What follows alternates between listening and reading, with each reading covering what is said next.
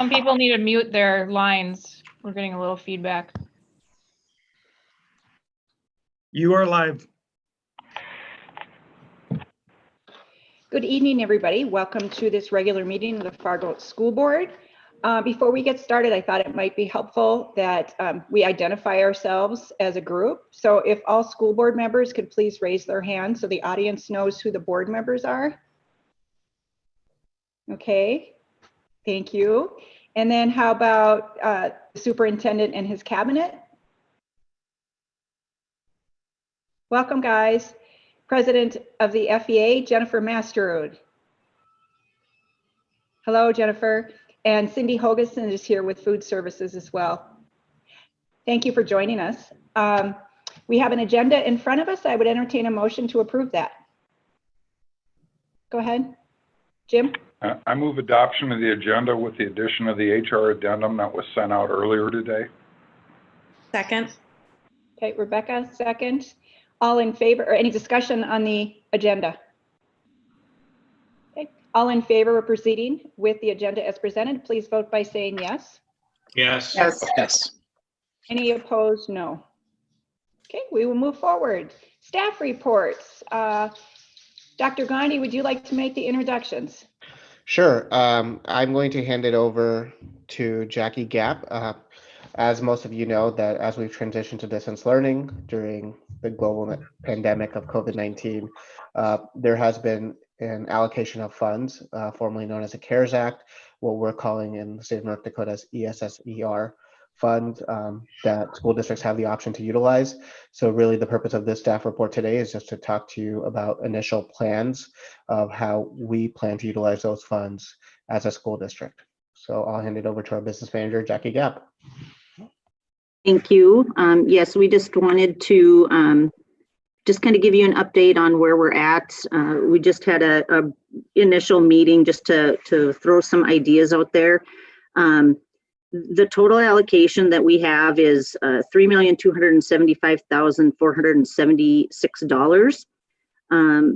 Of that, $388,000 approximately is allocated to the private schools within our boundaries.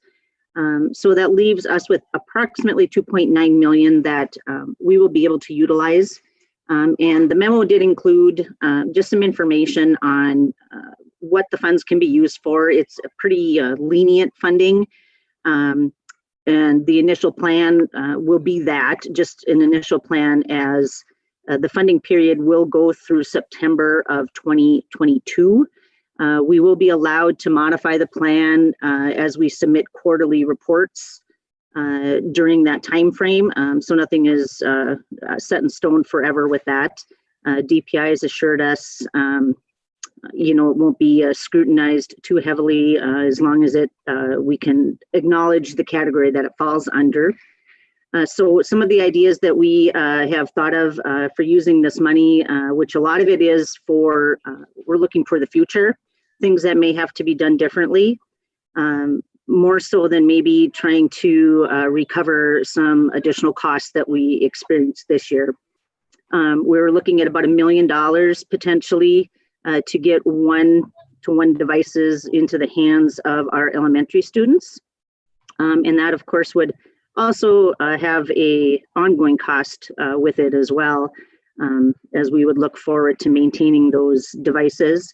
About $1 million for the teaching and learning department to do things such as purchase additional learning applications, train teachers on those applications that we may put into place, and then more opportunities for our at-risk population, whether that's before and after school, maybe trying to utilize an extended year, or even potentially having some instruction occur during breaks, as we just look to ensure that population of our students is taken care of.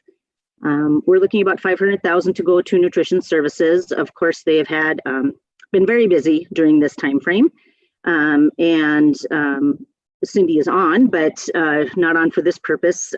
So she will be putting together a plan might need some additional packaging equipment. As we have kids come back, maybe they have to be spaced further apart. Maybe there's meals that have to take place in the classroom. So just logistically figuring all of the processes out that will need to take place. And of course, we can use some of that funds to cover meal distribution as well, if we need to. We are going to put in for the potential loss of revenue we will receive in transportation aid. Should that shortfall be determined later that we will get that money, we can always then, like we said, revise quarterly and utilize those funds another way. And then the remaining is about $100,000 that we'd look toward using for the PPE we would need for staff, for gatherings, masks, sanitizers. We're putting in, Blake is putting in, foam in, foam out stations, those types of things as we look to try to re-enter back into our schools. So if anyone have any questions, just a brief update, just kind of what we're thinking, where we're at. And of course, as we finalize and submit our full application, you will have an opportunity to see more specifics on those items. And Dr. Gandhi. Thank you, Jackie. And I apologize to the board members. I should have probably led with this. I know Jackie just gave a list of different considerations that we're doing as a district. One of the things that we really talked about was what are some goals that we want to achieve when we're talking about the utilization of these dollars, and what are some things that we want to accomplish. So the list of things that Jackie mentioned, they kind of fall into a couple of different objectives we had. One of the objectives was to see if we can offset the loss of revenue, whether it's in transportation or nutrition services, by transitioning to distance learning. A second priority for us is to address the academic gaps for specifically some of our most vulnerable students who we might not be able to meet their needs to the level that we want if we had face-to-face instruction. And then the two other goals that we had were, how can we utilize this funding in a way that if there is a resurgence in the fall or down the road and we need to transition to distance learning again, how can we set the district up to make that a more seamless transition? And that's why we had that conversation around the technology for the one-to-one. And then lastly, how can we use these dollars in a way that would allow us to make sure that we can meet any potential re-entry guidelines and phase in re-entry restrictions that we would have down the road. So those were the four parameters that we used when making the decisions around how are we going to utilize these dollars. And that's the reason that Jackie shared kind of some of that list and where those conversations led to.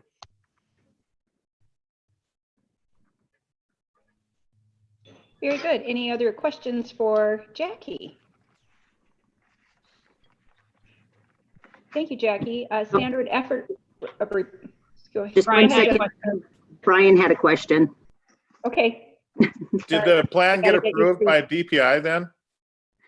We haven't submitted it yet. We have until August 1st. These are just kind of some initial planning thoughts on the funding. So we'll have a more detailed application as we get closer to that deadline. And then if we do buy these technology devices, then we'll have to long-term wise probably for replacement, because this is a one-time shot money, as I understand it. I'm sure you guys have thought about that as well. That's correct. That was one of the other items when Dr. Gandhi was reviewing kind of our goals, sustainability of anything that we do with this funding as well, to make sure we can cover any costs that will reoccur in the future. Okay. Jennifer, did you have your hand up too? Sorry, I was just trying to draw attention there that Brian had his hand up. Thank you, though. Thank you. Okay, I'll look closer for hands this time. Any other questions on the report? Okay, thank you, Jackie. Looks like you're up for 3B as well, standard of effort report. I am. So you have attached, I'm going to do a screen share on this one. Everyone see that? Okay. What we, so included in the board memo with this is the updated standard of effort report for 2019. And this report is comparing us to the 4 large districts in the state. And we also this year started to include a little bit of national or state comparisons as well, just so we can have that look in some areas. But instead of running through that full report, which is quite lengthy tonight, we also this year created kind of more of a summarized version of the report that pulled out some pieces of information from the report that we thought might be useful to the public and the community and our staff as well. So that's what I'm going to just review with you tonight. And I apologize if it lags. I was having, for some reason, I don't know if I have not the best connection tonight. So I will try. It takes a little bit to load up when I scroll through. So the first piece we thought that was important just to share is the mill levy history and information of the mills levied. And I'd also like to just remind everybody this report is really for the general fund. It does not include nutrition services information or building fund information. But the mills, we just kind of did a line here just to show the changes, of course, in the years where there were some large adjustments to the mill levy. Those were legislatively mandated by the state. The next section, try to scroll a little better. We looked at our total revenue compared nationally and to the state.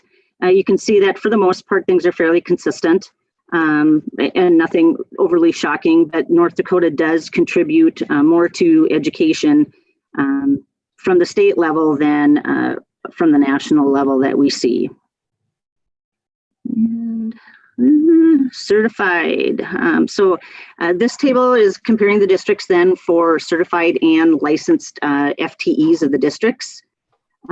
So of note on here is that Fargo does employ a higher number of teachers than our peers do. During 2019, which is the time period of this report, Bismarck did have the highest enrollment with a weighted ADM of, or average daily membership of almost more than 2,000 units than Fargo. However, we still employed an additional 50 FTEs and teachers and an additional 10 FTEs in our other licensed staff. And as you go down, I just kind of explain who falls in these categories of FTEs. And this information is from the employee compensation reports filed with DPI by the districts. The next area is if it comes up, the educational level of teaching staff. So to point out here, you'll see that Fargo does employ the highest number of licensed staff with master's degrees. And we also do allow upon hire staff to come in at whatever years of service that they have that are relevant to the position they are being hired for. So you can see where the other districts, though, do have limits on what they will allow to come in. And then our steps on our schedule for our certified staff, you can reach the maximum potential in 12 to 18 years, where specifically Grand Forks, Bismarck, and Fargo, or West Fargo, sorry, it will take you 25 years to reach those levels. And I apologize for this, it's pretty slow. The next chart we looked at, or information from the report that we pulled out, were teacher salary and benefits. And, excuse me, everyone has a comparable percentage of their total expenditures that they pay on teacher salary and benefits. You can see they all are over 57% of their total budget for that. And then the per pupil costs of that are the items that are circled in red, where you can see that Fargo has the second highest instructional cost per pupil when comparing teacher salary and benefits.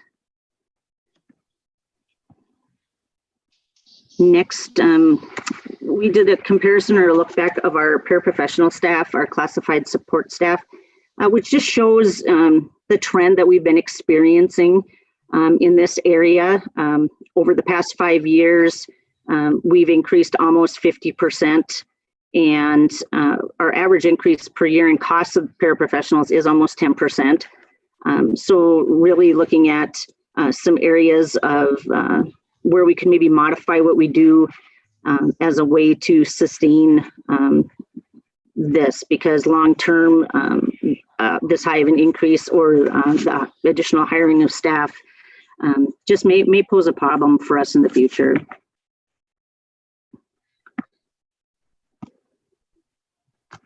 Let's see if this pops up. Well, we often talk about transportation in Fargo, and this slide does show how we do invest a significant amount of our budget in transportation. It is just slightly over $5 million.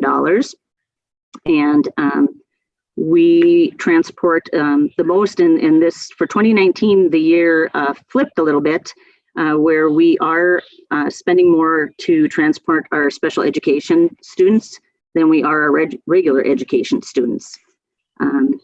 Some districts don't transport, so you'll see Minot is a fairly low per pupil cost. They only transport their Air Force Base students. So everyone varies, of course, in what they provide for transportation. Scroll some more. We pulled out a bit of information from special education then. We've also seen about a 30% increase in the last 5 years with the number of special education students that we have. And for 2019, that represented just roughly 14% of our student population. And then we pulled out the comparisons of some special education revenues and expenditures will follow. So nationally, about 20% of total federal revenue that public schools receive is for special education programs. And this chart shows that all districts do receive a higher percentage for special education compared to their total federal revenues. This again can get skewed a little bit at times because some of the school districts, I believe Bismarck and Grand Forks, provide the Head Start program in their schools. So they do get a significant amount of funding for that comes through as well that the other districts don't. And probably to no one's surprise, special education continues to have a funding shortfall. There are a lot of federal mandates on providing services to students, and this depicts where Fargo ends up spending about 26% locally of our special education is not funded by the federal government. And so we are picking up those costs locally. All the districts are pretty similar in this area as well. Next we'll pop down to, if it comes up, administration and the FTEs for administrators in the districts. I believe everyone is fairly consistent, especially with total number of administrators, considering the size of the districts. The one thing to note here, just for your information, is we only show 3 directors, and that is because this report that is pulled from DPI only includes licensed staff. So someone such as myself or Mr. Westrick or Cindy as well, we do not have a teaching license, so we are not reported in this category for administration. And then the next one just pulled out, just comparing administration expenditures to total expenditures.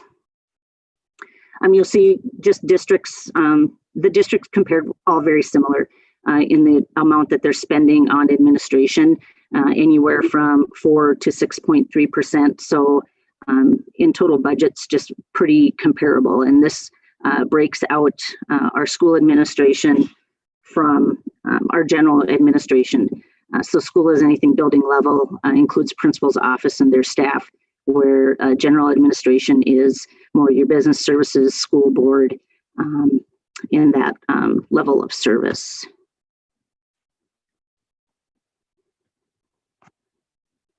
Next, we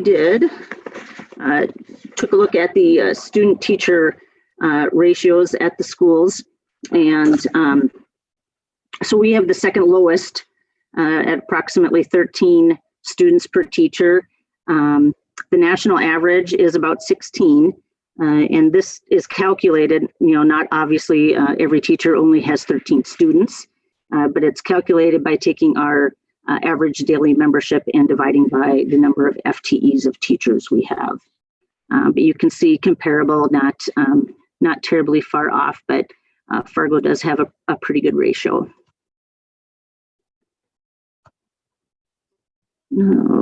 Next is licensed support staff. So these are other staff that are licensed.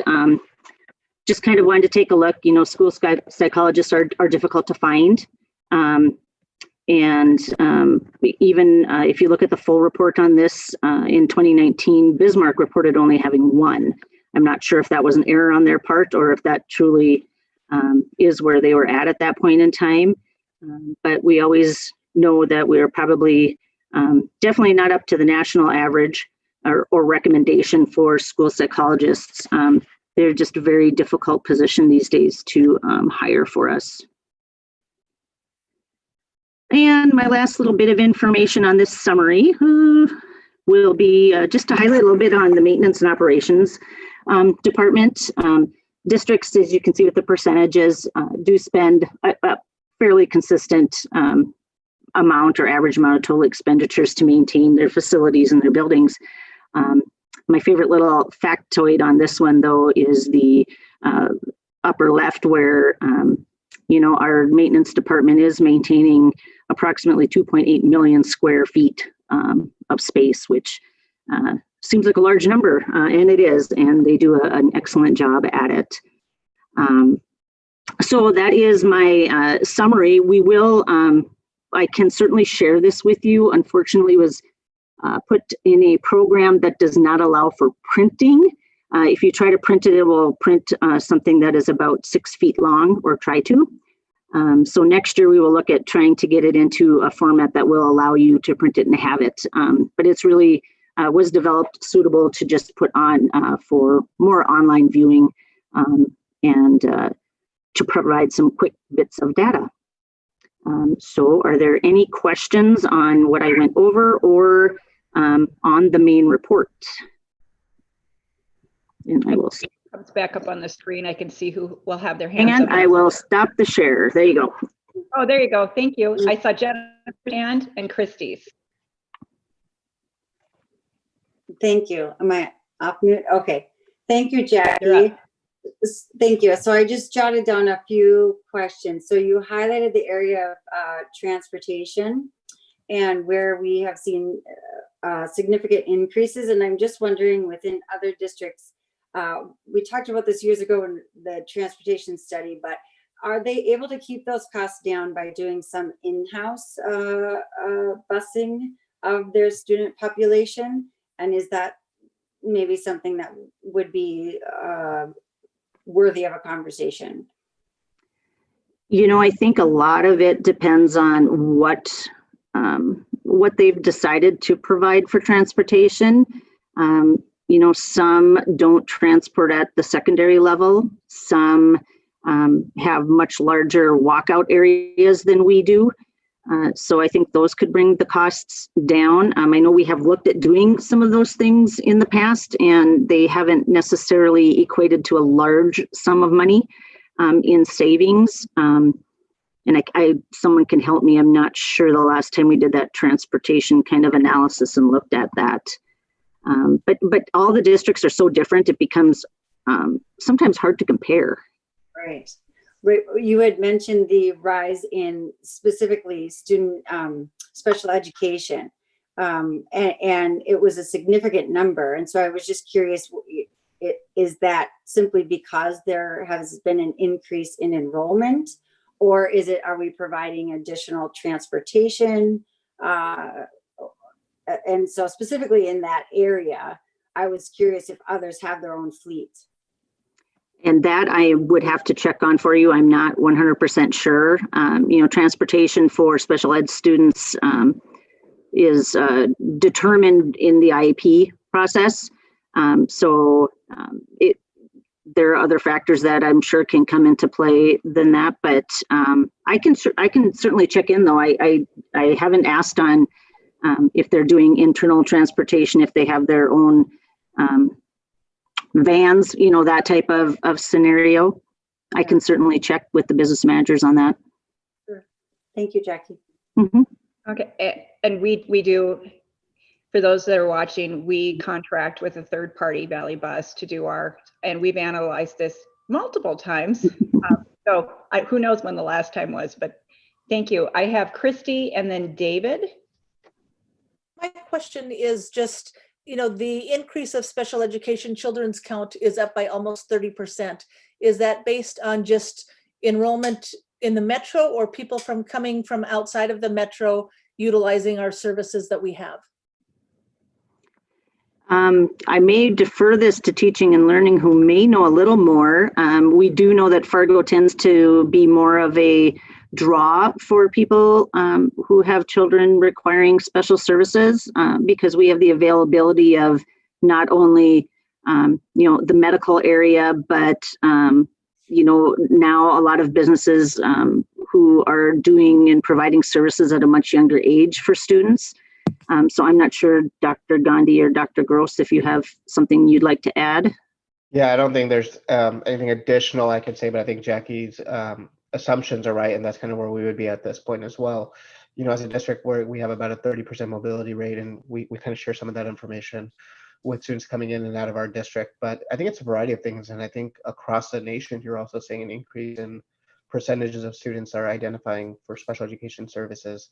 And it's a full gamut of services. It could be some students with some more intensive needs, where some of the smaller communities do come to Fargo because sometimes we have the ability to provide more specialized programming than other students. But then another set of special education students also includes some students that just receive speech services that are not as intensive. So it's hard to pinpoint what percentage of that are coming in from students from outside our district unless we were to track that data on an individual basis. But I think it's a little bit of everything. Thank you. Go ahead, David. Jackie or Dr. Gandhi, whoever, are there mills available that we're not utilizing to help fund special ed? Not in particular, something that would be specific to special ed, although we do have some mills that we have not levied. We have a miscellaneous levy we could do. So that would be a item for further discussion if we would be interested in pursuing that. But none of that would be specifically related to special ed costs, unless we wanted to, I suppose, move over. We could also levy in a tuition levy that may do additional mills then for those services that we're paying for when our students are being educated outside of our district. That would be an option as well. Thank you. And I think This is a good time to remind everybody that IDEA from the federal level is only allocated at 30% of what is expected to be provided to districts for special education. So I would call that an unfunded mandate or a partially funded mandate. And that's why we are not deficit spending, but we are contributing disproportionately to special ed. But our district is not unique. I think that's true across all. Yeah, that's true. And one thing I'll add is just for board members to know as well is that going into this last legislative session, looking at our underfunded programs, specifically special education, was a priority for us, and I anticipate that it's going to continue to be a priority as well. I know that K-12 districts across our state are seeing special education being an underfunded program for all school districts. There's also other things within our funding formula that are just not as equitable that we need to take a look at. And I know Jackie and I have had conversations with other school districts around this as well. So even, for example, when students transfer from one district to another that are receiving special education services, there's an automatic deduct that's just built into the formula where the state takes a pretty significant percentage of the funding that we can use to provide services for those kids. So we will continue to advocate for more equitable funding, but it has been and will continue to probably be a priority for us during legislative sessions. Jim, go ahead. Jackie, I'm kind of curious about, it was page 29 of the full report, section 3. It just jumped off the page at me that it appears since about 2009, Lutheran Social Services has really not been locating many of the new Americans that come into our community into West Fargo. Last year we had 95 ELL students, they had 0. Any sense of what's going on there? I do not. I'm wondering if anyone else here does. And I have not investigated that, but I certainly could. I did notice, and even historically, there were more placed in Fargo than in West Fargo. Whether that's, could it be transportation maybe? You know, no busing service over there becomes, or very limited busing service in West Fargo. Maybe a little harder to access employment that way. So I'm not sure if anyone else has a closer connection with LSS. This is complete speculation on my part. So maybe I'm going to look at Dr. Gross because it's a little bit before my time. But I also know that West Fargo and Fargo were both able to, at one point, fund it to independently provide our adult education programs. And there was a funding cut across the state where that program was then consolidated. And we now house a program for both districts at Agassiz. So I'm not sure if this is related to that time frame or not, but I know that that's something that's happened as well before I got here. So that certainly is a factor, part of that. I also think it's where the housing is available to place some of the families. So I think it's a combination of all of those things that look at those numbers.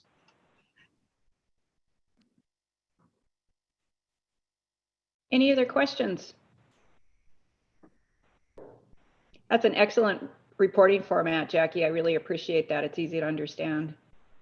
Thank you. I would just like to add, if anyone finds after they review the full report or there's any other bits that you would like highlighted in that more summarized version, just please let me know and we can look at doing that as well.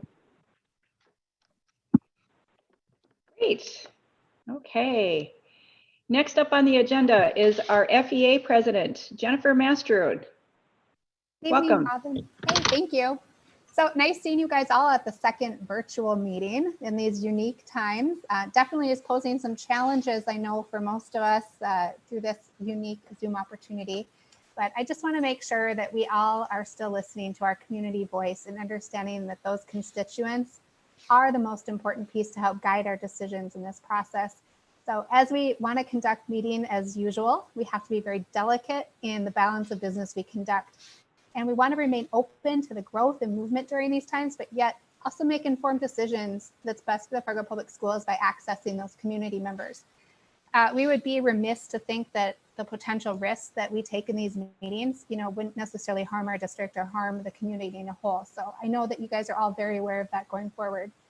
Tonight, as I was reviewing the agenda, I saw you guys have EL 5 and 6 on your pieces, and I saw that there was lots of really good quality questions from the board members in there regarding the professional growth and development effectiveness. What are educators thinking about those? Are those going to be usable? I also saw things like the teacher evaluation tool. How is that being tied to student achievement? And also looking at, even review of the administration and seeing how those all tie together. Those are all great pieces that have to do with the morale in our district. And I know that that's something that FEA wants to work on with cabinet. And so we're looking forward to having those conversations and moving forward with those. We also want to thank the cabinet. It's been very fun. They have had some really candid, unique opportunities. They are thinking outside the box. Last week, or not last week, 2 weeks ago, they came to our FEA building rep meeting, which was outstanding. It was, I think, the first that's ever happened. And so our teachers really saw that as a movement forward to build and mending those divides that we've had for numerous years. And I know that we're slow and cautious of it, but I do believe we're making great strides with the cabinet that we have in place. So tonight, I also see on the agenda, you guys have requested more information about the potential of building a new school. I have to admit, it was very eye-opening for me to see some of that information and some of those numbers. And FEA will never make a recommendation for or against boundaries or buildings. That's your guys' decision, unfortunately. But we do believe it's important that you have to engage with the community. You have to actually dig in deep and look outside of your pockets of constituents. FEA conducted a very informal poll on Facebook a few weeks back, and it gathered a lot of comments, a lot of thoughts, and the poll was taken by 875 people. And I would encourage you to go check out the FEA Facebook page to see the results of that. But I just ask that you, as you work, our education is never done. And the best way we get educated is to listen to others, and that's when we learn. So I just continue to ask you to reaching out to those constituent groups, the broader community as you start to make these decisions. But hopefully this will be our last Zoom meeting. We'll start to get to meet in person again. Hopefully, yes. Thank you. Good reminders, President Mastrud. Superintendent report, Dr. Gandhi. Sure. Good evening, board members. I think for my report today, just want to give you an update of where we are as a district in the distance learning environment. As I've alluded to before, sometimes information changes very fast, and where we're headed as a district, we have to respond accordingly as well. So a couple things I can just touch on today is, as most of you are aware, the governor did extend his executive order, so we will be finishing out this school year online via distance learning. We're excited about that opportunity. We think that our teachers have gone above and beyond. All of our staff have gone above and beyond to really hit their stride and make sure that we're trying to meet kids where they're at to provide a meaningful experience for them. So the end of this school year is we are obviously off on Memorial Day, May 25th, but I think we're looking at May 26th and 27th as potential review and wrap-up days. And then we're going to be doing some material distribution or collection at each of our buildings as well. So the governor's executive order also is now allowing for students to come back to the buildings, whether it's to clean out lockers or return their technology and do some of those things as well. So we're grateful for that opportunity, and that's going to be pretty much how we close out the end of this school year. Earlier this week, we were also provided a surprise announcement on soft reopenings for summer school. Late last week, all school districts were notified that all summer school is going to happen be via distance learning. So that's what we had planned for. DPI had provided that guidance, and then all of a sudden on Monday that changed, where they said now summer school can be allowed as long as we keep groups at 15-1 and meet other social distancing guidelines. So we're still working through that change and what that looks like. We anticipate summer school to still stay via distance learning at least through the month of June. And we're going to explore what it looks like after that as a school district. Similarly, we've also had some back and forth on graduation. So earlier last week, we anticipated that graduation would not be allowed for in-person ceremonies based off of the conversation and what was happening with COVID-19. We didn't think that that was going to be a feasibility. So we had announced virtual graduations for Fargo Public Schools, followed by a physical celebration in the end of July. Well, last Wednesday, the governor said, well, we're changing our executive order and we are going to allow for in-person graduation ceremonies that still meet certain requirements. So we are exploring whether that could be an option for Fargo Public Schools. And if it can, we would use that and forego the July celebrations. However, that's something that we're still working through, and we'll communicate if we are able to do that and provide that information as well. So just wanted to give my gratitude to all of our staff that have to remain nimble and flexible and sometimes make quick decisions on the fly that get changed, and then we have to backtrack as well. But we understand that that's just the nature of the unknown, and that's kind of where we are as a school district.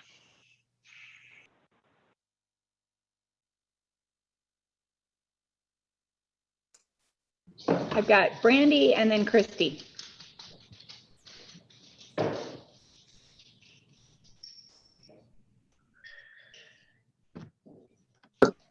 Okay, there we go. Have you guys received feedback from like West Fargo and even though they're not in our district, Shanley, Oak Grove, of what they're doing? Because I do know that there is schools that are holding them in their gymnasiums or on their football field, and they are practicing that social distancing.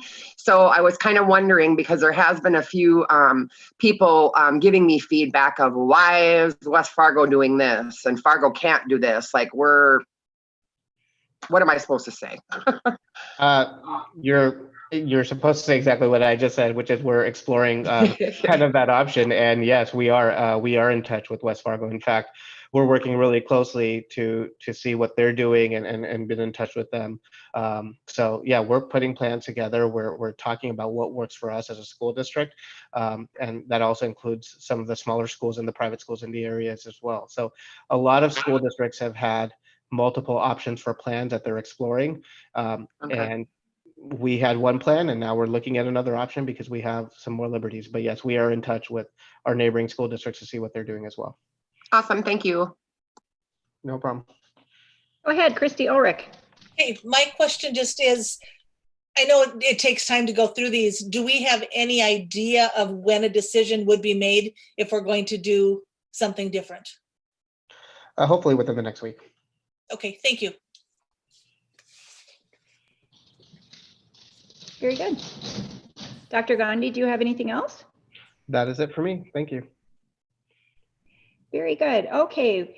The next item on the agenda is the consent agenda. We have an amended HR addition. I would entertain any motions.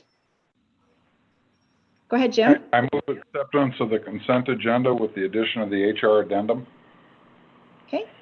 And Christy? Second. Okay. Any discussion on the consent agenda? Okay, I see no hands. So all those in favor of approving the items on the consent agenda, please vote by saying yes. Yes. Yeah. Yes. Any opposed? No. Okay, those are approved. On to the business section of our agenda. 5A 2021 meal prices, memo 106. I will turn that over to who would like to introduce that topic, along with Cindy.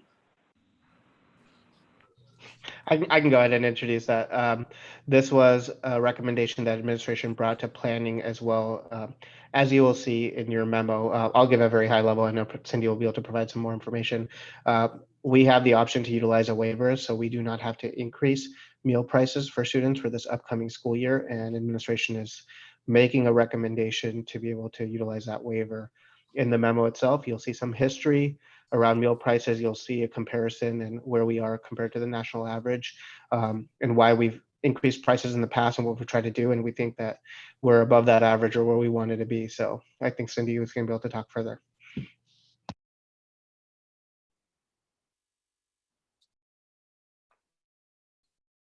Hey, everybody.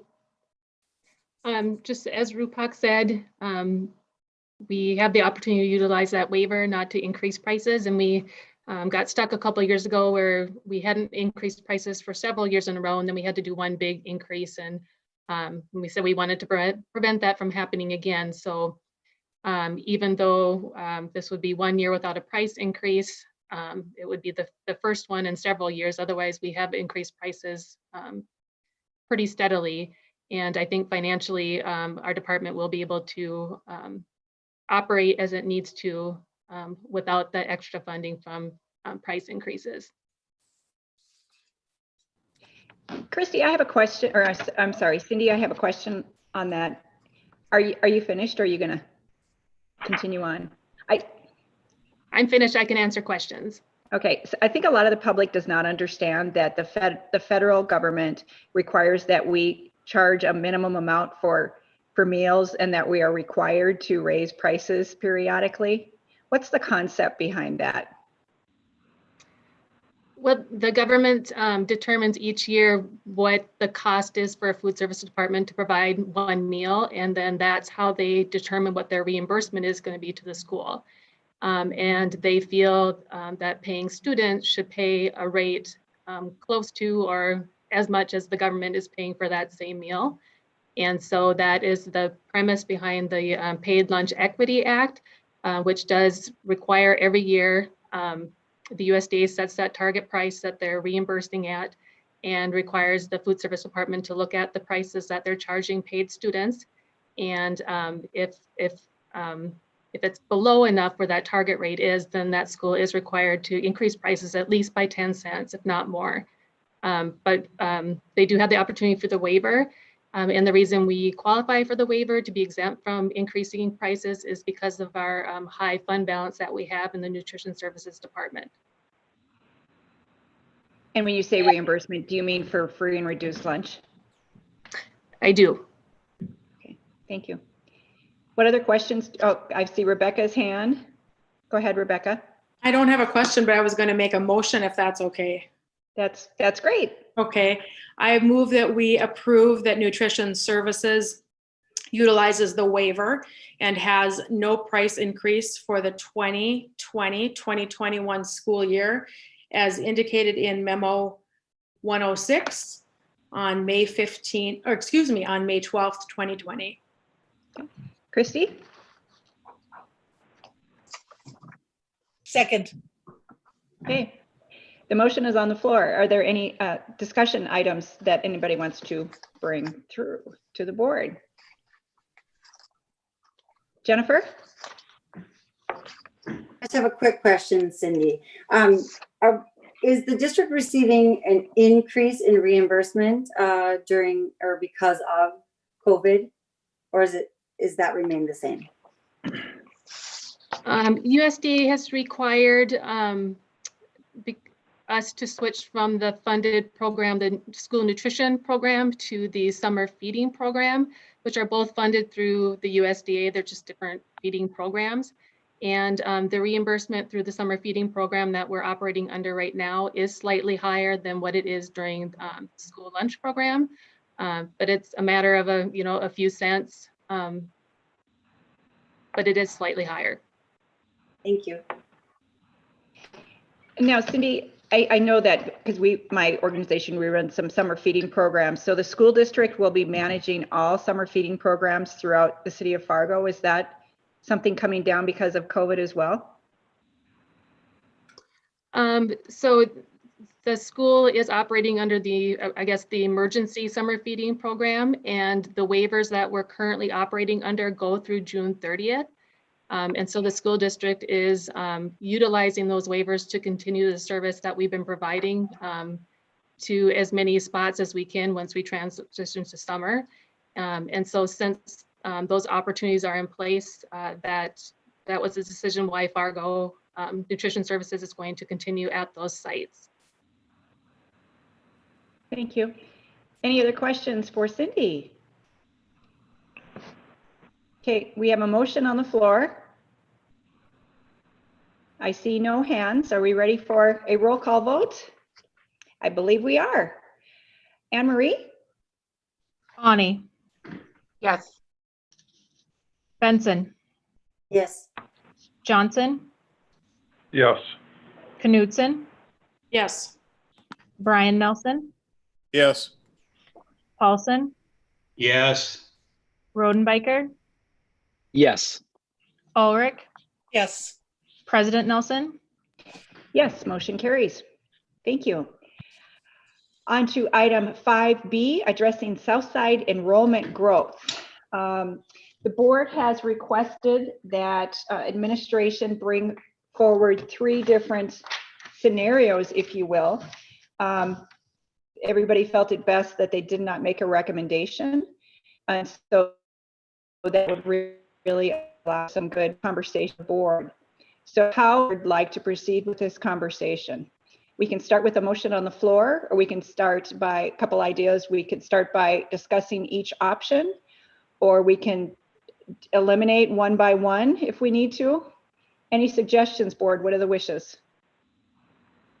Jim? Well, I'll go ahead and kick it off by making a motion.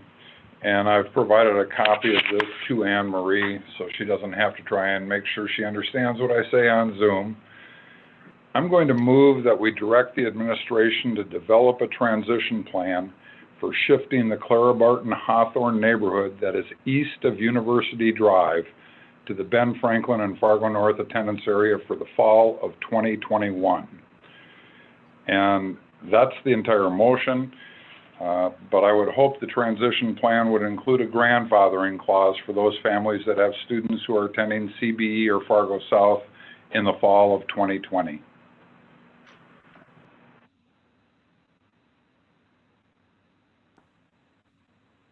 Robin? Robin, you're muted. Go ahead, Rebecca. I'll second that so we can have conversation.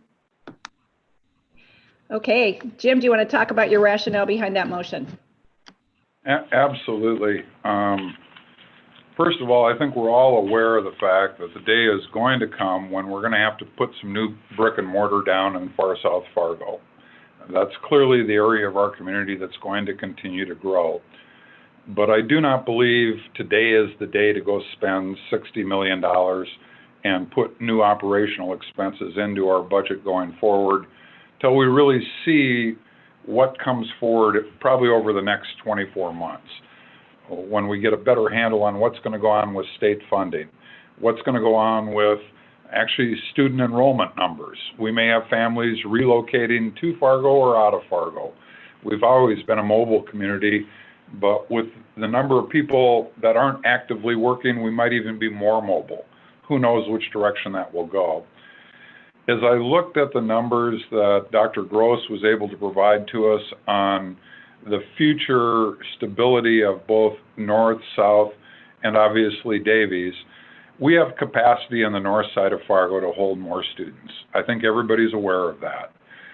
I do not particularly like the alternative that I think is listed as item B in our packet today, in that it takes all of the children from the Jefferson attendance area and moves them up to North Fargo.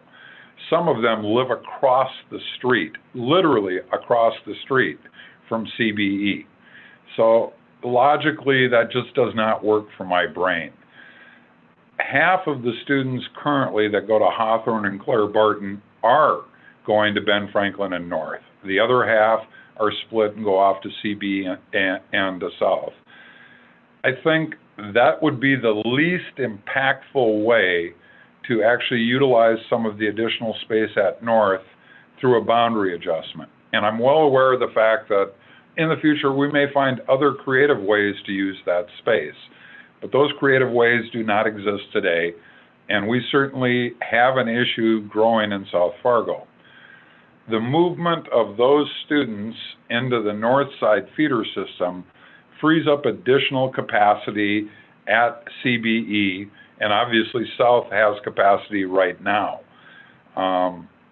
Assuming this motion was to pass, I'll have a second motion that really is to address then how would we then determine how to fill up those empty slots that we just created at CBE. My goal in all of this is to probably push out the build date for whatever we end up building, whether it's a 8th, 9th center shifting to a middle school. Ultimately, obviously, we may need a new high school out south. I think we're pushing that out until probably 2025, 2026 before that would even need to go into the building of those buildings, which gives us the time to really see what's going to happen in this new normal, whatever that means, that's going to come out. I don't view this as a temporary move. I believe that neighborhood can permanently be assigned to Ben Franklin and North. So this is not a Band-Aid, as we've seen some people suggesting boundary changes are. This is trying to use the facilities we have in the most effective manner that logically can make some sense. An alternative that I thought about was to not move the Clara Barton Hawthorne neighborhood, the rest of it, go grab some chunk out of South Fargo and assign it to Ben Franklin and North. That really did not resonate with me. And I don't know if you all kept copies or remember all the emails we've had over the last month, but I had 2 or 3 families actually in the Clara Barton neighborhood communicate with us that it might make sense for that entire building to end up going to Ben Franklin and North. Now, I'm not under any illusion that everybody in that neighborhood feels that way. Anytime we change a boundary, there are going to be people that are not going to be very happy with us. But from my perspective, this is the best use of our resources today, and it gives us some capacity that CBE, which is really our choke point from the middle school feeding into South High, and would hold off the need for any new brick and mortar for secondary buildings, I'm going to say for 5 to 6 years. And obviously, if we grow faster, that might shorten. If our growth rate slows, that might lengthen. The other thing I noted, although, and what Bob did for analysis for me also included trying to figure out how to backfill this extra space that was created at CBE, I am not suggesting that in this motion at all. I am just trying to do what I think makes logical sense to put as many of our students as we can in Ben Franklin and North. And then our next step, if we were to approve this, is going to be to figure out how then do we backfill into CBE. And I actually have a secondary motion that is more a study program for our administration to bring back information to us at a retreat, as opposed to a solution on how we're going to backfill that. Thank you, Jim. And before I call on David, I would note that this, for people that are watching, this was not one of the recommendations. Well, it was part of one of the recommendations from the administration. So we're just taking it out in smaller bits. Is that fair, Jim? Yep. Okay. Okay, go ahead, David. Thanks, Robin. Just for everyone's information, Horace Mann and, Hawthorne and Clara Barton were schools that were assigned to me last year. And I recall meeting with their PTA in the very first meeting at the end when they asked if they had any questions of me. The very first thing that came up was, why do you split our kids when it comes to middle school? For just so you all know, part of Clara Barton goes to Ben Franklin and part does go to Carl Ben. And I just point blank said to them, okay, if we don't split you, where do you want to go?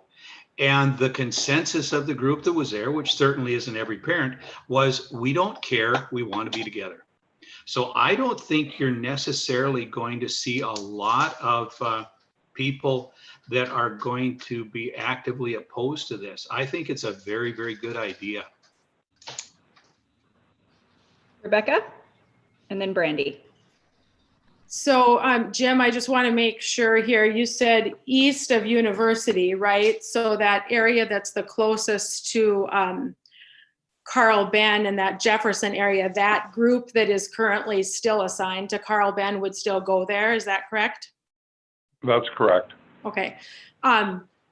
Yeah, about 6 years ago, I suggested, but I was early on the board, that we extend that southern boundary all to include the whole Clara Barton and Hawthorne neighborhood. And that was really based on a lot of feedback that parents gave to us in our emails about 6 years ago, and also in community forums.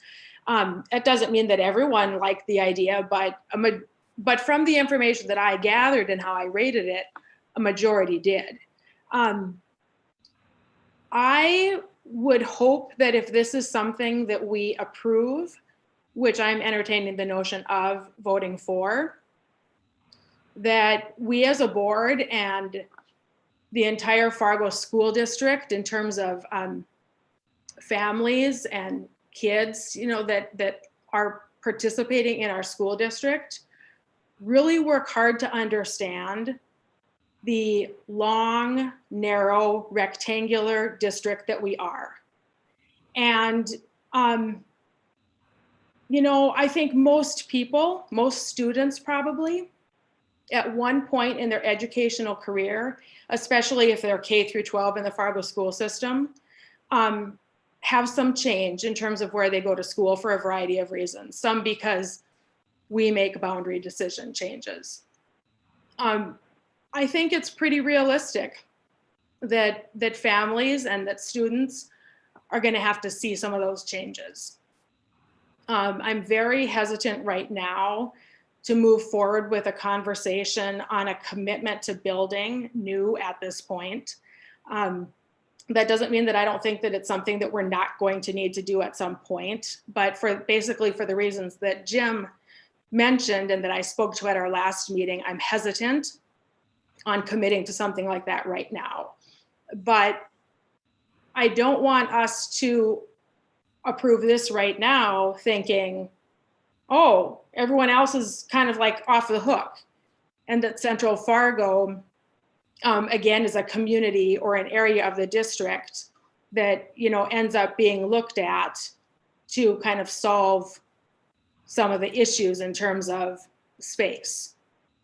So I'm curious to see what the next motion would be, you know, if we get on past this one, but really look for all of us as the greater good to help in this effort. And it should be noted, Rebecca's daughters did go north as well because you were in the CBH neighborhood, right? Exactly. I've got. It's my old neighborhood, and Jim, you're in that area. I'm going to call on Dr. Gandhi quickly before I call on Brandy. Just as I'm taking notes here, I have a question of clarification to Jim, because the way I heard it, to respond to Mr. Paulson's questions, this would still be split, correct? We're only talking about the students east of University in that Clara Barton Hawthorne neighborhood? That's correct.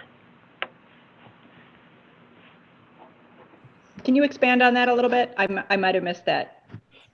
Yeah, there is a small chunk of an area that is to the west of University Drive and just south of 13th Avenue South. I want to say it's about a 2 or a 3 block area that is assigned over to Hawthorne, Clara Barton. But those folks literally are 2 blocks away, some of them from CBE. So when I worked with Bob to actually see what kind of number movement this would take up to Ben Franklin, we just looked at the ones, I believe I'm correct there, Bob, we just looked at the ones east of University. At the end of the day, I'll be honest, we have capacity at Ben Franklin and North to take those other students, but again, they're 2 blocks away from a middle school that they walk to today. So I'm hesitant to force that on them. Thank you. Brandy? I am totally with Jim on that whole subject, and I'm really actually excited to hear what he has to do for part 2, because I don't like having to split any of the schools and make them go and try to have brand new friends when they're all friends from kindergarten to 5th grade. So I am absolutely for this. And I do think that we should be able to, like you said, Jim, those students that are 3 blocks or 2 blocks away, give them that option. Do you want to stay in that neighborhood, or do you want to move with all, you know, with everybody over to Ben Franklin and North High? Okay, before I call in Jennifer, was there a date on your motion, connected to your motion, Jim? Yes, fall of 2021. Okay, thank you. Jennifer? Thank you. So I'm wondering, do we have any numbers on this? I mean, we don't have this in front of us. So how many students are we talking about? And again, here, I just heard comments made around, you know, proximity to schools and walkability and, you know, all of the things that this is also in our guiding principles. Well, it should apply then across the entire district. So I'm going to have a really hard time, because I don't see numbers, what this translates to. And then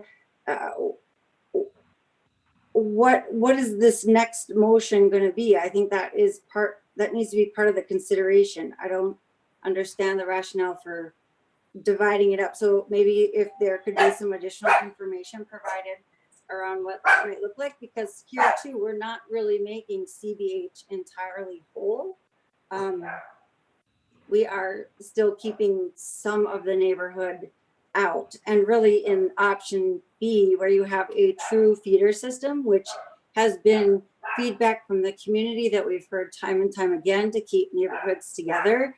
I don't know why we wouldn't spend more time talking about that before we approve a motion that just takes a small chunk and moves it around. I feel like this is a conversation we need to have about all of these options, and that it is the best long-term solution, rather than trying to piecemeal it all together. So again, we could establish a true feeder system. The neighbors to the west of us do this and have elementaries that do follow middle school, high school, and they do keep community and members together.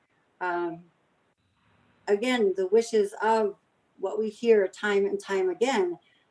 I just feel like we need to have that conversation before we can approve a motion like this. And then lastly, around the comments about where the kiddos live next to Jefferson, I believe in one of the scenarios, Jefferson was moved collectively to CBE, and that was where a vast majority of that neighborhood community was closest to. So I don't think by going to a true feeder system that you are making the distance farther for them. You just need to be able to say, well, Jefferson is assigned here in terms of proximity, whichever school that is. When you're talking about carving out south side to backfill schools, that's not what we do up north. We're having the very same conversation here about proximity. So I just want you to think about that when we talk about this.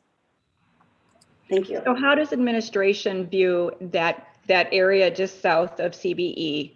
Would they be able to, obviously there's room to petition up north. How would you manage that? And again, I agree. I wonder how many students are in that couple block radius. Well, I think there's a couple of things to take a look at.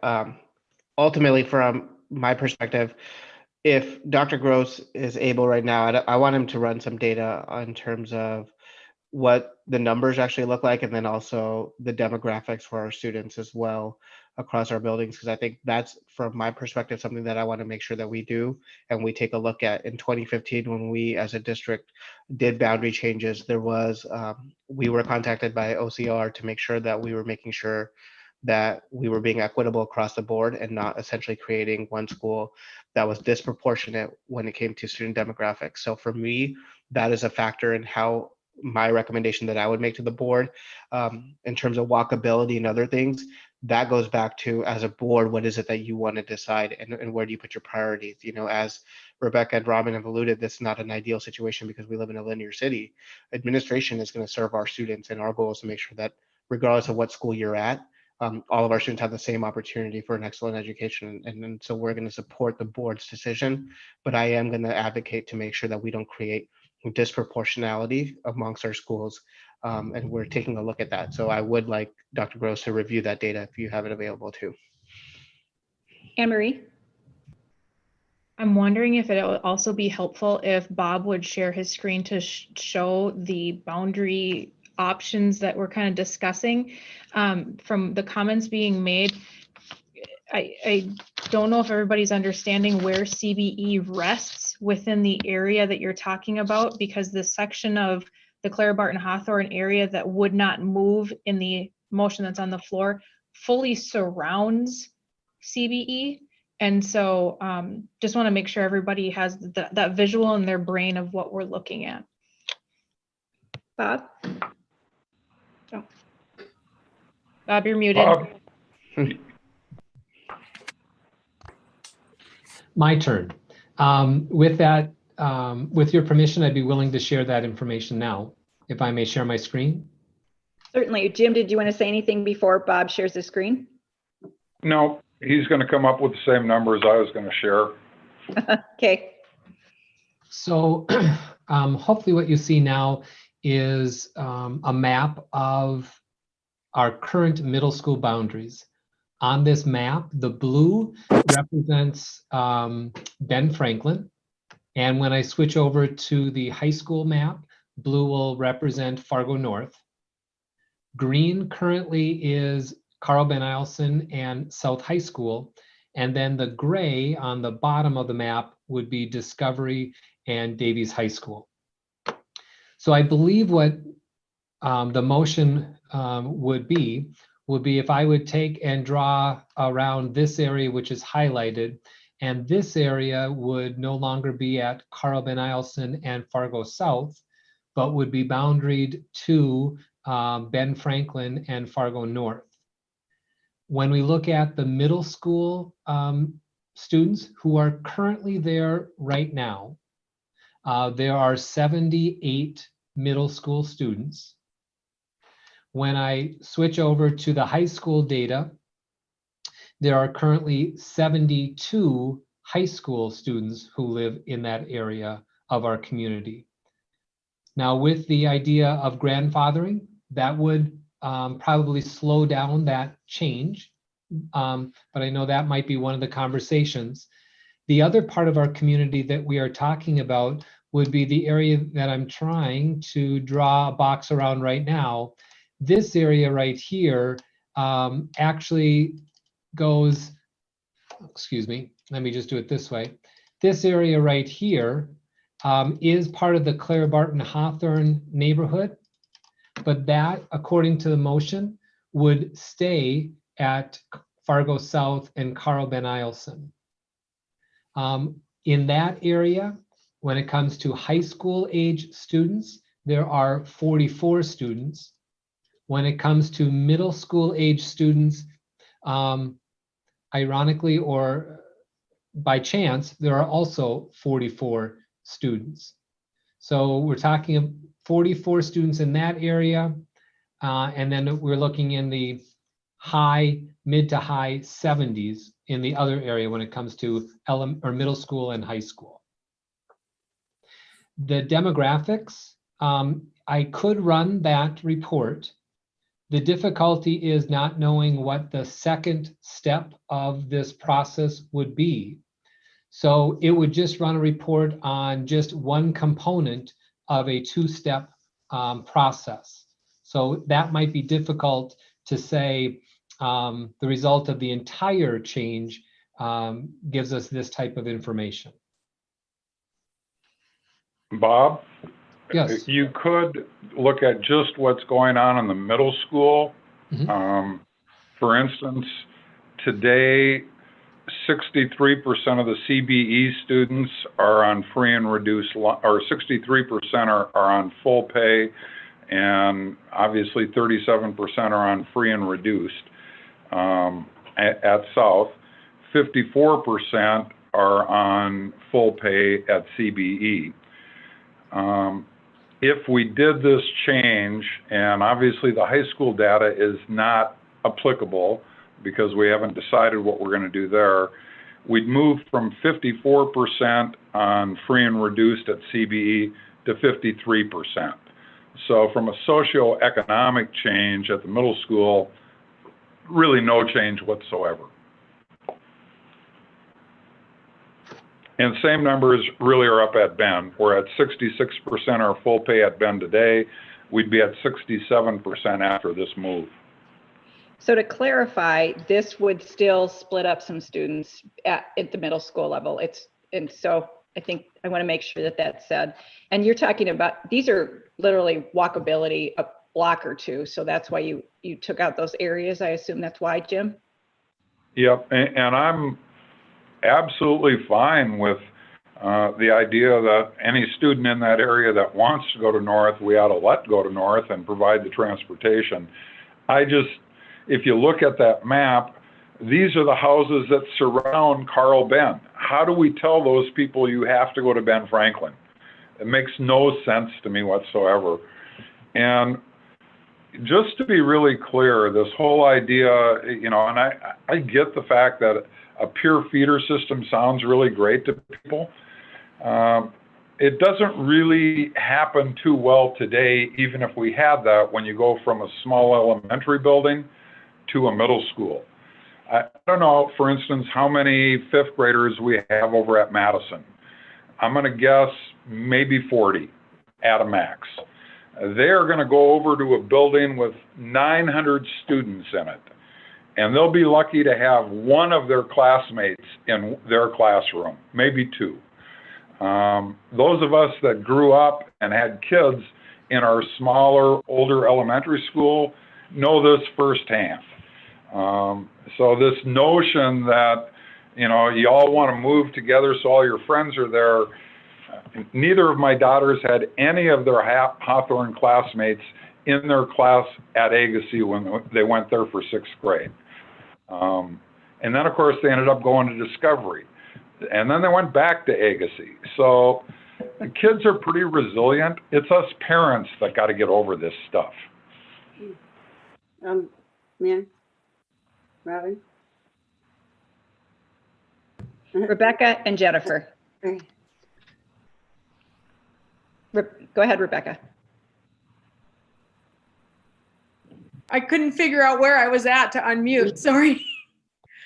I think we had the conversation when the middle school boundary was changed about 6 years ago regarding that area right around Carl Ben. And we're having the same, and the sensitivity about, you know, the housing, the students that they basically, they form a donut almost around that area. And so I think we're having that same conversation right now. And so it was just a realization at the time that while it's nice to, you know, have everyone move together, that it just didn't really seem to make any sense at all. So then the board was willing to, you know, depart from that, and well, depart from it even greater, because the area that belongs to Clara Barton, you know, ended up staying at Carl Ben and South. But in terms of kind of that area right around Jefferson, we're having the same conversation today. And I think that in this case, it would be important if we move forward to include that group going to Carl Ben. Thank you. Jennifer, go ahead. Thank you.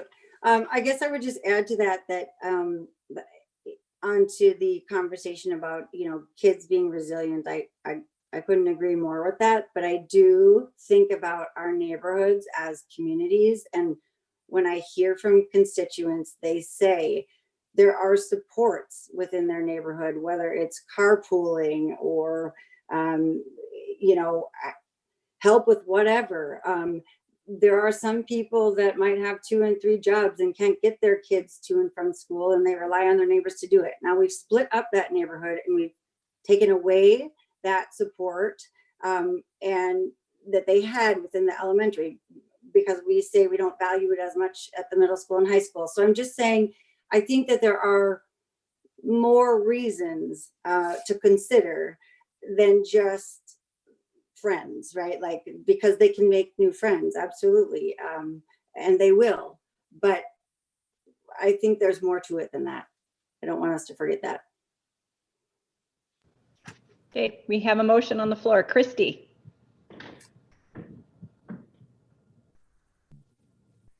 You're muted. I like the idea that we could give those 44 students, whether they be middle school or high schoolers, the opportunity to select if they wanted to stay at South or CBE versus going to North. I think that way they have that choice. And just kind of to Jennifer's point, if they have that community that can give them that opportunity to carpool, and now their buddy's going up north and they can then choose to go up north as well. And so that community and giving them the choice. I also am very interested in how we would transition and the grandfathering piece of this, because that's something that I have heard quite a bit of, is would we grandfather? And I know when we talked the past year, people have had great concerns about somebody who's going to be a junior or senior in high school and flipping schools. And so I think that's something we just need to openly talk about also. And I know, Jim, you mentioned it in your motion as well. So thank you.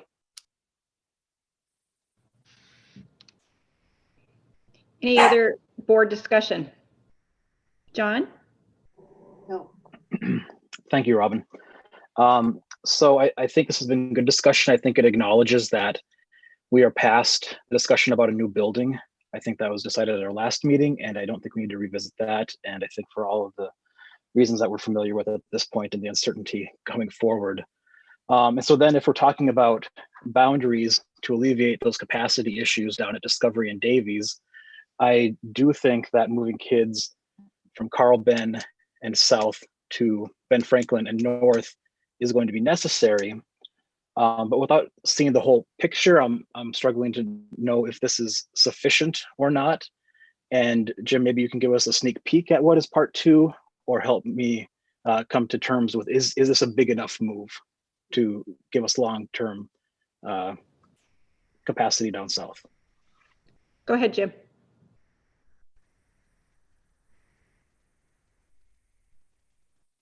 For some reason, we can't hear you, even though you're not muted. Can you hear me now? Yep. Perfect. It's my Verizon connection. I shifted to Sprint. What can I say? Anyway, grandfathering, assuming, and I asked for that to be considered as they build a transition plan to bring back to us. And just keep in mind, if we pass this motion, it doesn't mean we did it. It meant we directed the administration to build a transition plan, bring it back to us. It might include grandfathering. Probably will have to have some data about transportation costs.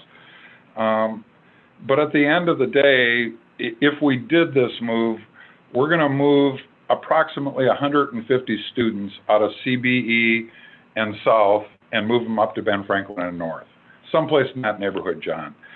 That should buy us the capacity. And again, I'll be happy to talk about phase 2 of what I'm thinking about. I first have to get capacity at CBE so we can theoretically move some other students that are currently going to Discovery to it. And we do not have that capacity till we pass this first motion or something else that creates it. Now, if we don't pass this, we could certainly consider taking somebody out in far south Fargo and moving them up to Ben Franklin directly. Phase 2 was going to be to direct the administration, and if this first motion passes, I will make this motion, was to direct the administration to develop a recommendation for presentation at the summer board retreat of how we could adjust boundaries to then use the new capacity we've created at CBE. And the reason I'm doing this, quite frankly, is a couple of board members are adamantly opposed to their neighborhood being affected. And I get that. I had to vote to affect my house and my neighborhood to move it to north many years ago. It was a very difficult vote for me. So I said, rather than me assuming that we should take this neighborhood or that neighborhood, I'd rather have the administration look at it and say, demographically, what makes the most sense to backfill the capacity we've created? And that might be out on the west side of the interstate, that might be on the east side of the interstate. I have no illusion what they're going to come back with, and my guess is they'll have multiples of different parts of what now feed Discovery and Davies that we could consider. And again, I want to stress, this is not temporary, this is not a Band-Aid, this is a permanent shift because we have capacity in the north side of Fargo. And when we shift that neighborhood that this motion's addressing, that gives us permanent capacity at CBE that we then can fill. And it may be the rest of the Ed Clapp neighborhood, it could be part of the Eagles neighborhood, it could be part of the Kennedy neighborhood. I'm not really picking that today. I'd rather give, if we create this space at CBE, our administration the opportunity to look at, from their perspective, which pockets would make the most sense that fit from a neighborhood perspective of movement that would be sustainable to the size that CBE is long term. So that's what number 2 is. And clearly the idea is, I don't want to fool anybody. Somebody that currently attends Discovery and Davies probably would be shifted in boundaries. I just don't know where that would be. I know about how many kids it would be.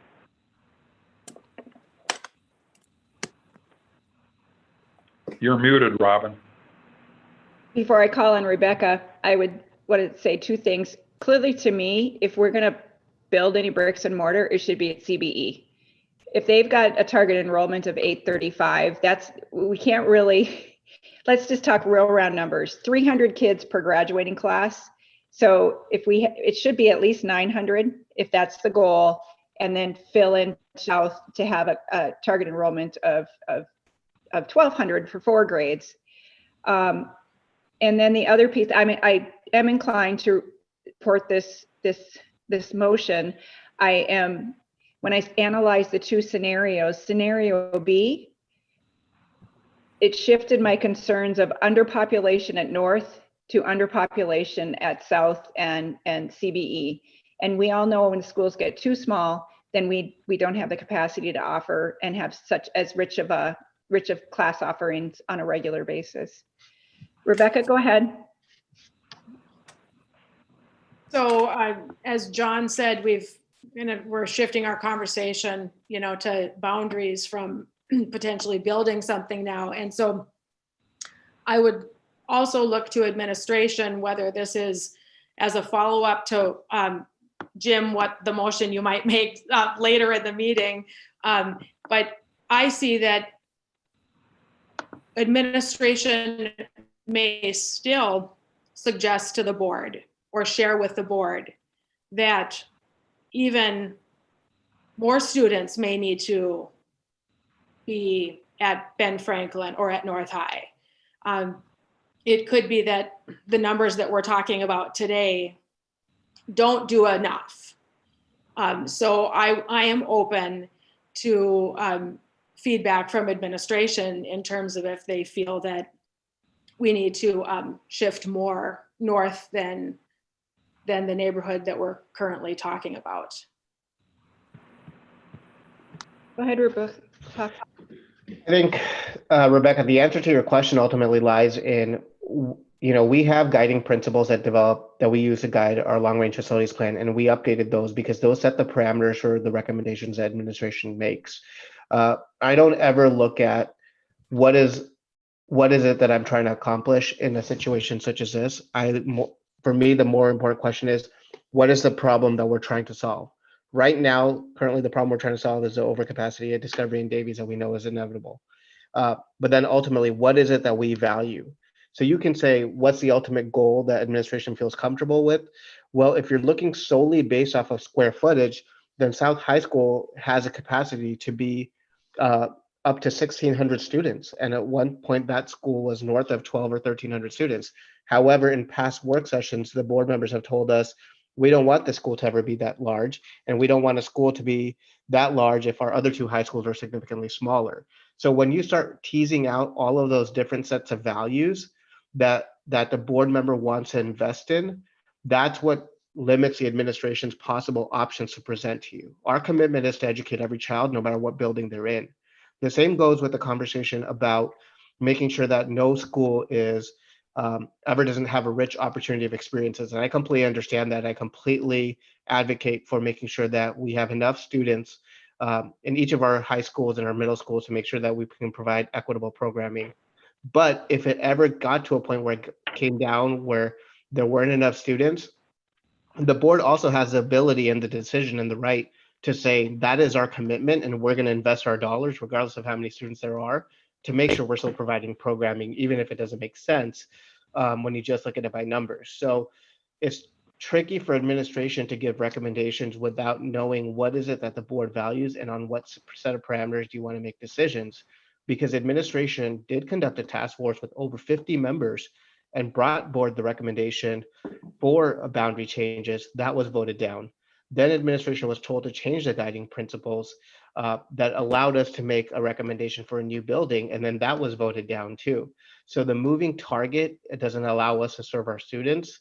Administration is committed to doing that, but it's a matter of the board making a decision on what are the experiences that they want and what do they value and what do they want to make prioritize, because there is no ideal situation. So is it making sure all of our schools are at the same target number? Is it utilizing every square inch that we have available in our building? Is it making sure that no school falls below a certain number? That's what we need you to decide on, so then we can make recommendations accordingly. Thank you. I did see Jennifer's hand. I do want to ask the board though, it is 7 o'clock. We've been meeting for an hour and a half. Would you like a break? I would. Yeah. Let's take a 5-minute break. We'll reconvene at 7:05. Thank you. Thank you.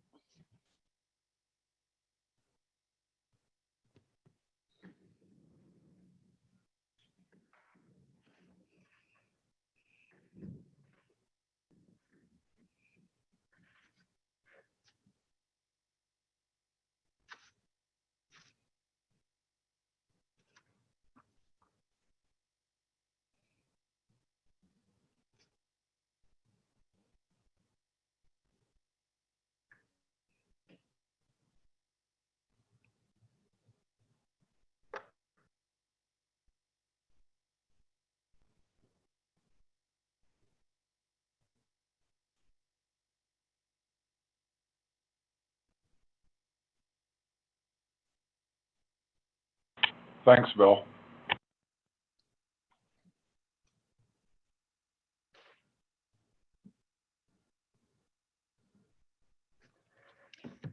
It is 7:05. I think we're ready to go. I will wait for technology to catch up with us.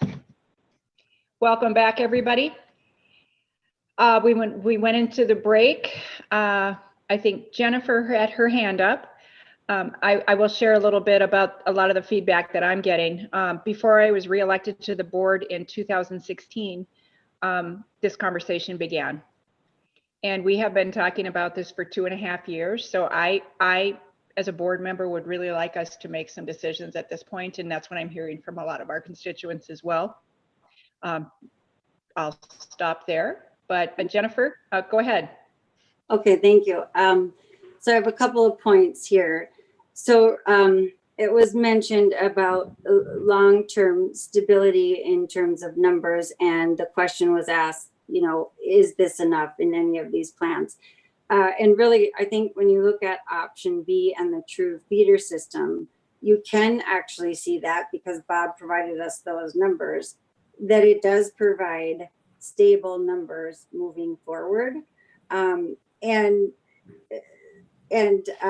secondly, if you wanted or needed more just to fill the space, now you are going to have to revisit the value or guiding principle or community preference in terms of you're going to have to accept driving by one school to get to another, because the elementary boundaries is what it was used for the natural boundary system, and they basically back right up to one another, right, because of where the locations of elementaries are. So I don't see how you could actually just keep pulling and moving unless you're willing to drive by one school to get to another. So that would be my comment in regards to that. And in terms of talking about Kennedy neighborhoods and whether or not this affects any neighborhood that I live in or doesn't, does not matter. It never has. There are hundreds of students that live here that attend Kennedy Elementary. And the things that you are asking students that live less than 2 miles, you are wanting to move them to a middle school that is nearly 7 miles away. Look at every other boundary in this district. For CBE and Ben Franklin, we don't do that. On average, it's about 2 to 2.5 miles. There is no walkability. And I'm sorry, there are kids all across town that qualify for free and reduced and that face the same challenges that live out here in Kennedy neighborhood as do middle and south of town. So to be accused, it makes me angry, it makes me sad, and it is not what is best for all students. You cannot forget you are talking about hundreds of students, and you have to apply that across the board. The rules can't just be modified for whatever suits you. And that's what's by carving out here, you're saying that value doesn't apply to these kids that live here. And I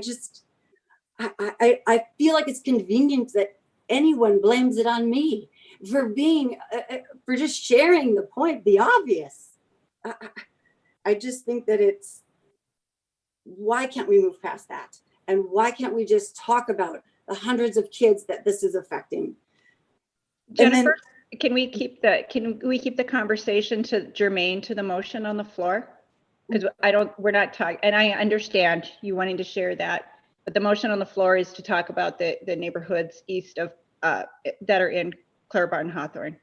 I guess I would go back to there again. If we're going to basically what people are saying here is let's make a long range decision. And we're piecemealing it if we're only making motion by motion. And for these numbers to just be given without an analysis or further conversation, I don't know how we can do that. Brian? As Jim stated in his motion, I like it. North Dakota sweet crude right now today is trading at $3.38. And I believe the legislature is set a budget hoping to get at least $40 a barrel on that. With this motion that Jim has provided us, it allows us some time. And this is what we need. We got to find out what's going to happen in the next 24 months. And I've got several emails as well saying, just go ahead and build it, do it, stick with your plan.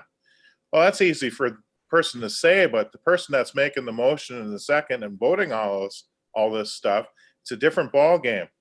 And I am not comfortable spending that kind of money on $3.38 a barrel of oil. Ag sales are down. I can tell you this, in South Dakota, where I'm superintendent at, in looking at the tax collections that's going on there, in comparison with April's revenue collection, it's $18 million less than the year before. Not to mention licenses and fees and permits are down $9.3 million. Not to mention the lottery fell by $4.2 million. I realize that's South Dakota, but we're not that far different. Then we're pretty similar.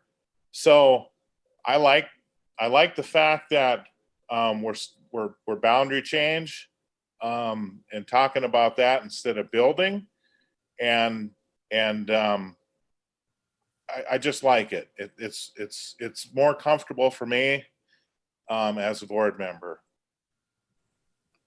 Okay. We have a motion on the floor. I'm looking for hands. Jennifer, go ahead. I just like to add on. So Brian, I understand where you're going with the, the future in terms of the unknowns, but I think that we all know based on projections, eventually, based on where the growth is in the city, we're going to need to do something. We've known that for a long time. Agree?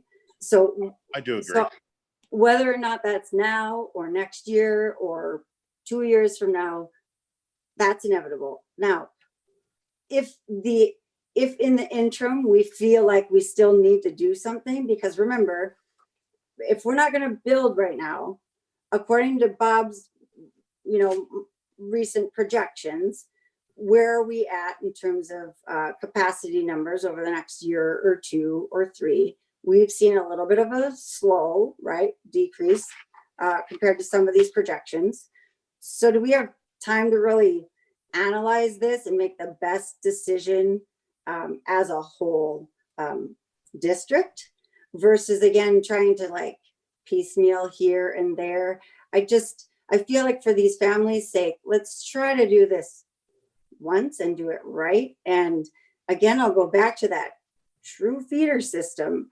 That's one way to provide the best stability, because if we don't, we're just going to keep splitting schools. We're going to keep splitting up our elementaries, because that's what we're going to have to do to make sure that our middle and our high schools stay, level in terms of numbers. And so I really feel like this is our opportunity to make it right for the long term for our community. And that would be the best start, if you just start with your core neighborhoods and put them back together. Brandy, go ahead.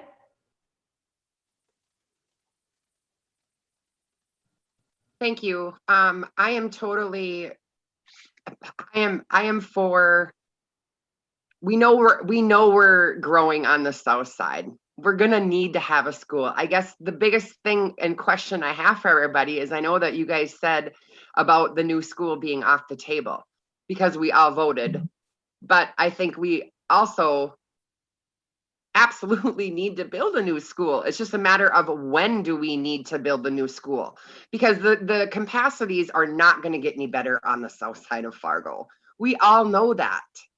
So I guess I'm for Jim's first one that he came with, but the second one that he kind of touched on, like Rupak said, we've put these guys to work.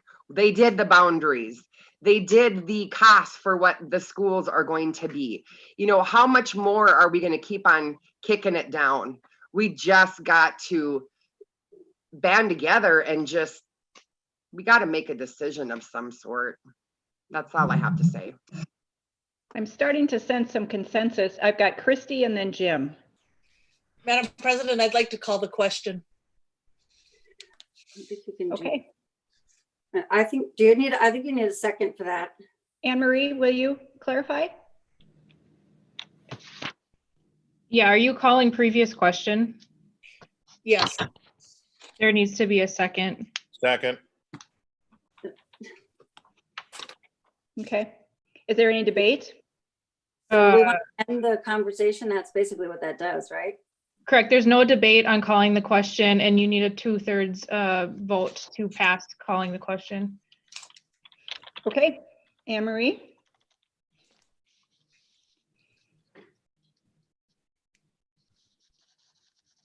One second, I'm just trying to get my notes in order.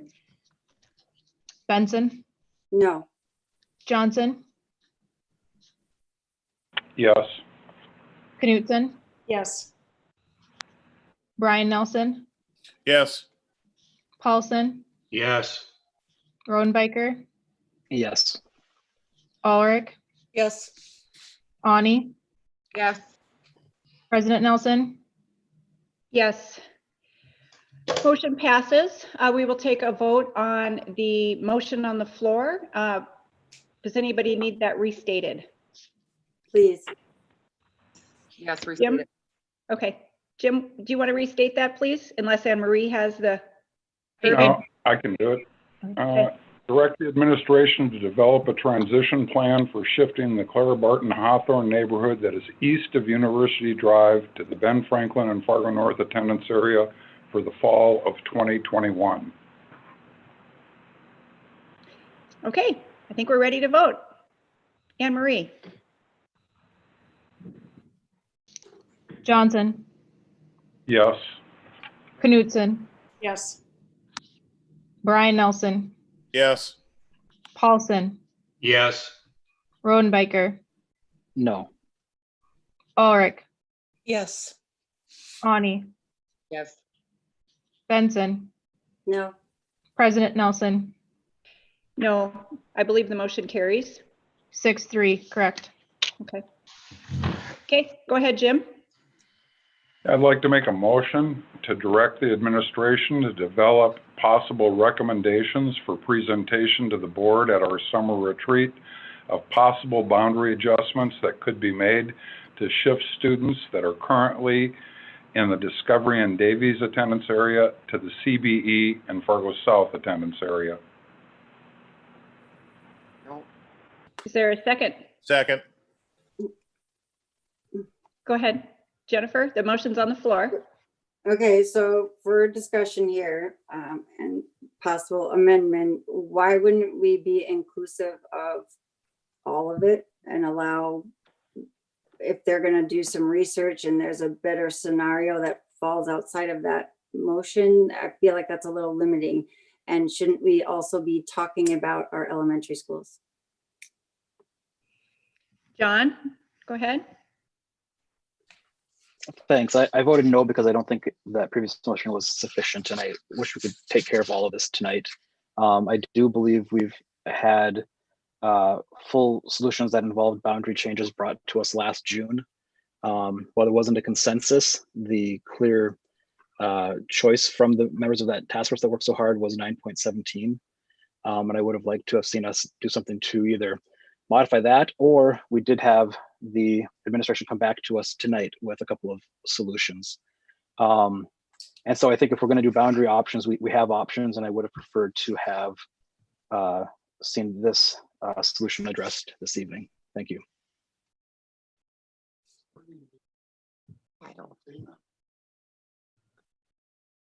Jim, can you restate your motion, please? I want to make sure I understand it. Yep. I move to direct the administration to develop recommendations for presentation at the board's summer retreat of possible boundary adjustments that could be made to shift students that currently are in the Discovery and Davies attendance area to CBE and Fargo South attendance area. There's no restrictions there, Jennifer. They can figure out whatever map makes the most sense, or maps make the most sense, and bring them back to us at the summer retreat, whoever will be on the board when the summer retreat happens. I'll call in Jennifer here. So Jim, okay, I'm feeling bad for administration right now. We continue to ask them to make all of these recommendations, and are we kicking the can down the road, or what is your intention or motive of delaying this until summer? Well, first of all, we're not kicking the can. We just actually finally did something when we passed the last motion. We've started a process. And you know, it's actually a process that's been going on for the 20 years I've served on the board. This is not a one and done deal ever. The reason that I did not go full bore with what I had data put together on by Bob, and it's the same reason I was not at all in favor of request B, is both the idea I had of moving the Point West neighborhood and the idea of no split schools puts CBE well over capacity in just a few short years. So we can't handle that at CBE currently. We're going to have to take something less to stay within the capacity of CBE. And from my conversations with Jim Free and Dan Huffman, CBE was not really built to have an addition put on it. They think they might be able to squeeze 4 to 6 classrooms by putting them on the south end of the building, moving out towards the street. But that's about it. That's a very small footprint we have for a building. So that is our choke point. And rather than me try to guess what the right chunk of earth is, I know Bob has a computer program that can get me the right number of people, and we can look at what it does from a socioeconomic standpoint, possibly an ELL standpoint as well. And that would also give our community, because I believe those people out in South Fargo are going to have some real desire to speak to the board by delaying the fill-in of South and CBE until later in the summer. Hopefully we'll be back to where we can meet in person and have public comment and give the public an opportunity to weigh in. So that was the reason. And I too, John, would have liked to have put it all together at one time today.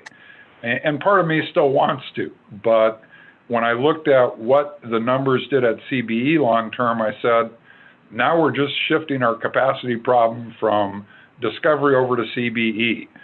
So I need Bob and his computer program really to do the right work as opposed to us guesstimating. Thank you. And typically we hold our summer retreat. And is it before or after After. Usually in July. Okay. Jennifer, I'm sorry, did you have your hand up? Yes. Go ahead. Okay. So when we look at the numbers for CBE, I'm trying to find both scenarios to have them side by side here, but I don't see over capacity until like 24, 25, 23, 24. And so, you know, by then you would probably be again talking about building. And so I don't understand, I guess, the comments around that that's not sustainable. And honestly, it's short term and then goes down from there. So can someone maybe clarify that for me? Sure. If you look at the information request B on Carl Ben Middle School, it will have 929 students in 2025. That's like only 100 over its capacity. Well, its capacity has changed over the years too. I know that. And so, maybe how we're delivering it, and that is going to continue to be a problem that I think we're going to need to address, which we've also mentioned time and time again, that school is not as big as our other two middle schools. So we're going to need to do something about it if we ever want to have them be the same.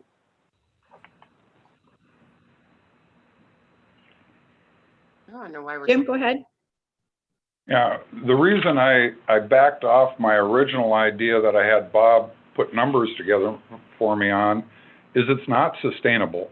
It put CB over capacity. And I'm not trying to do Band-Aids here. I'm trying to do permanent things that are sustainable going forward, knowing that we're eventually going to build a school or two out in South Fargo. And not to mention the fact that we'll probably need an elementary school before not too long out there as well. So I don't want us to do a boundary change backfilling into CBE that's not sustainable long-term for whatever families we're going to suggest get moved. That's why I said, let's give Bob some more time with his software and come back with multiple ways we could look at it. You know, Jennifer, you were okay with option B, which took all of Ed Clapp over to South, and that may be a good solution. But that too has to be looked at from the lens of, can we fit those students? We've got 3 or 4 different neighborhoods in South Fargo that currently feed Davies and Discovery. Part of one of those neighborhoods, most likely, in my opinion, needs to start feeding CBE and South. But I don't have the data to know which one of those neighborhoods makes the most sense. And I'd like to have Bob spend the time figuring that out. And I know he'll come back with more than one option for us, because there are multiple ways it can get done. We did at the last retreat and the task force for the last 2 years. Jim, are you finished speaking? Yes, I am. Okay, thank you. Jennifer, did you want to respond to that? Yeah, sure. I guess, again, what John said, I feel like we've had this conversation over and over and over, and we did ask administration to do this, and we have been given multiple scenarios, and for a variety of reasons, each one of them have been eliminated based on, like Rupak said earlier, there are criteria that we ask them to provide these within, whether it is distance or demographics or capacity or not driving by one school to get to another. All of those, it's not just as simple as let's just move a line or chunk out a neighborhood. We've been there, done that. We've been talking and looking at scenarios. I mean, how many different scenarios maybe they could tell us. Are we up to 40, 50? We've looked at a lot of them. So I don't understand how the request is all of a sudden going to miraculously like come up with a magic new boundary that we hadn't thought of or talked about. Thank you. Before I call in Brian, I'm going to make a comment. Although I talked earlier that I would like to make a decision, it would be very nice to be able to give the public the opportunity to ring in with the board publicly. Hopefully we can do that by our summer retreat.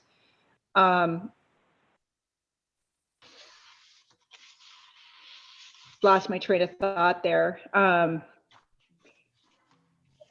I personally will go on the record and say that I will not support building a new school at this time. The RSP reports come with the projections for enrollment, come with the disclaimer of these, we expect these projections to happen barring any unforeseen circumstances. We are in an unforeseen circumstance right now. So I personally cannot commit dollars to building, and therefore I am inclined to support this motion.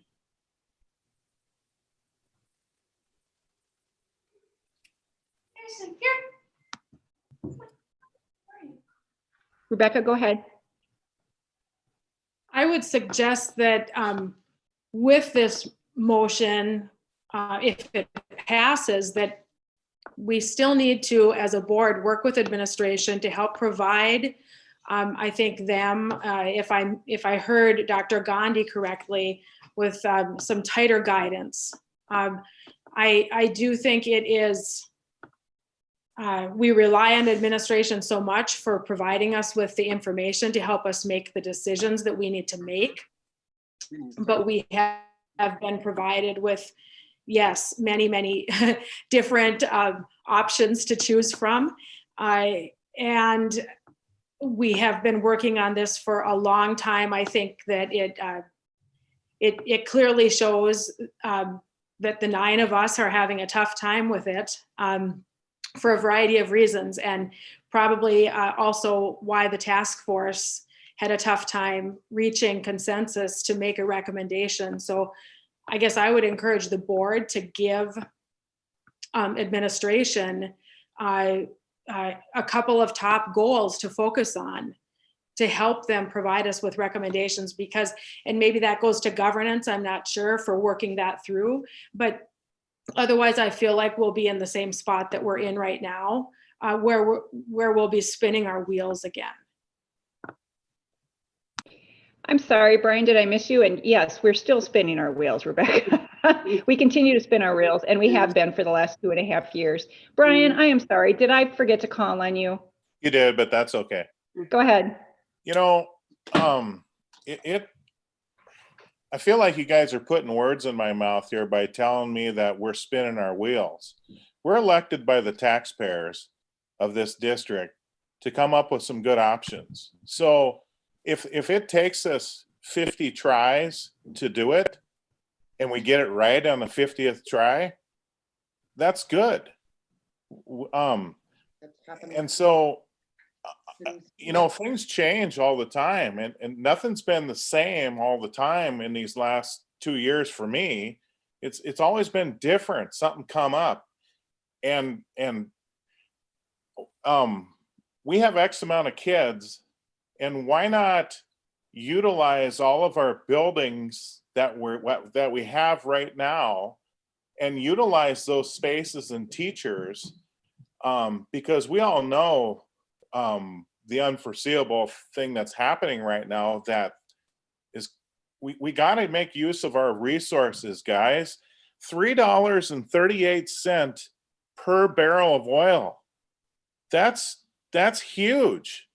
Our resources, not only in building, is going to change, but our teachers and the people that we employ, guys. So this is allowing us some time to figure it out. And I'm quite sure that our administration will be able to come back with some great stuff for us to pick and choose from. And it's okay. Thanks, Brian. Brandy, did you have your hand up? Yeah, I do have a question, and it would be for Bob, because you're the numbers guy. I guess the information I would like to know would be as far as the schools that are split. I want to know as far as like the numbers, you know, which ones go to Discovery and Davies, half of them, and which ones go to Clara Barton and South High, just to kind of look at that, just for that, you know, just for the schools that are split. That's the only thing that I am, because we've got tons of paper. I've got it in my spare bedroom, with all of the boundaries, every single thing that we've done the last 4 years since I've been on the board. So I would just like to know, as far as the split schools, who's going to Discovery and Davies and who is going to Clara Barton and South. That's probably pretty easy to answer. Bob, do you have which schools are split? Because I know CLAP is, for example. Sure. So if we look at the boundary between South High School and Davies High School, we would have Ed Clapp being one of the split buildings at the elementary. We would also have Eagles being one of the split buildings on that south side. Then if you look on the northern boundary between North High School and South High School, Jefferson is a split elementary, and so is Claire Barton Hawthorne. Thank you. Is that helpful, Brandy? Mhm. Okay. My internet's slow enough. I'll have Rupak and So, Jennifer, please. So Okay. basically, we just have Ed Clapp, Eagles, Jefferson, and Clara Barton Hawthorne. Those are the only schools that we have that are split. Some go to Discovery, some go to Carl Ben. Yeah, those are the buildings that are split, yes. Thank you. Go ahead, Dr. Gandhi. Just to kind of, I just want to share what I'm thinking and how I'm interpreting this motion if it were to pass. And if there needs to be clarification, please let me know. But at the summer retreat, as it's been already alluded in the past, administration starting 2017 has brought boundary change scenarios. However, those boundary change scenarios flipped the model a little bit than what's been decided tonight, because those boundary scenarios started with Discovery and Davies and said, let's move a group of students from those schools in far south to Carl Ben South, and then how do we create more room at Carl Ben and South to take back to North. Whereas what's happened today is been, and so those started with the premise of how many students would we want to move from Discovery and Davies to Carl Ben and South first. Today, what's happened is with the first motion that was passed is we've already now created essentially the room potentially at Carl Ben and South, and that room is now limited to, I think it's around 75 students at each of those schools. So now where can we find what makes sense for a permanent solution to move 75 students from the south side of town around that number to Carl Ben and South? That would, to the level I can, unless I'm directed otherwise, I'm going to work to honor as much as we can the work of the task force, because I respect that 53-man task force that put together some recommendations, and they had a lot of discussions over the course of the 6 meetings that we had. So I'm going to respect that constituencies group and try to find how do we get to that number of 75 based on some of the conversations we had. So it could be a tweak, but unless I'm told otherwise, I am going to try to bring back some of that same recommendations to honor their work. Secondly, what I'd like to say is that we changed our guiding principles after the last work session to say that we valued keeping secondary groups of students together, so kids wouldn't get split from 8th grade when they go to high school. Well, an inevitable byproduct of what we're doing today here is going to split kids, because there's absolutely no way we won't have some kids that would go to Discovery and some kids that would go, or some Discovery kids that would go to South and some that would go to Davies with what is being suggested today. So I just want to make sure that my interpretation of what we're being tasked to do is correct. I've got Jennifer and then Jim. Thank you, which is partially exactly why I was saying that this motion is too limiting. You can't, I think that if you really want to make the best long-term solution, you need to look at the district-wide, and you need to be able to make modifications or ask the team, the administration team, to come back to us with what would be the best long-term solution for the entire community, the entire district. And so if you only limit it to Davies and Discovery, what about North? What about South? What about everything in between? If that could provide helpful stability. So I think that the motion needs to be amended. And then also to Rupak's comments, the option B did actually come. It was at the task force. And if you look at the strengths and the weakness, it was the third choice. So if they have had more opportunity to dive into all of the factors that all of us 9+ have been talking about and studying and eliminating for one reason or another, that one maybe would have been number one. But I think that to Rupak's point, one of the things that task force valued was a true feeder system, which is why that was part of the recommendation for, keeping Davies and Discovery kiddos together, not splitting Discovery. And so if you do what Jim is proposing here, you are opening wide the door to that 917, which splits Kennedy. So now you have another middle or another elementary split neighborhood, and you just keep making the problem bigger. I apologize. I'm going to backtrack on my last comment about splitting the kids. That would be under the assumption that we would treat Discovery and the Davies kids that were moving separately. But if we were looking at the same group of kids, which I want to just clarify, that was the intent of Jim's, then it wouldn't be splitting the 8th graders from Discovery. It would be the same group of approximately 70 kids that would go to ultimately Carl Ben and then go to South. Okay. Before I call on, I've got Jim and Rebecca waiting. I would say, I feel compelled to say that I do not support the option B because it brings the numbers too low at CBE and South. So I would not have supported that. Keeping the kids together is a great concept, but we also have to educate them in the best way that we can holistically. And sometimes the numbers the friends and the numbers don't align. And that's why we're elected as board members, to make those tough decisions. But our administration is being charged with the education piece and helping kids prosper and have a rich curriculum and graduate. And so sometimes those numbers get a little clumsy when we consider those. I've got Jim and Rebecca, and then I see Jennifer's hand up again. Thank you. I'll be really quick and to the point. First of all, Rupak, I think you've captured most of this motion correctly. Yeah, I'm well aware of the fact that we had a lot of community input on boundary changes. That's why I said, instead of me trying to dream up how to move, and you said 74, it's actually about 150. 74 middle schoolers, 75 high schoolers.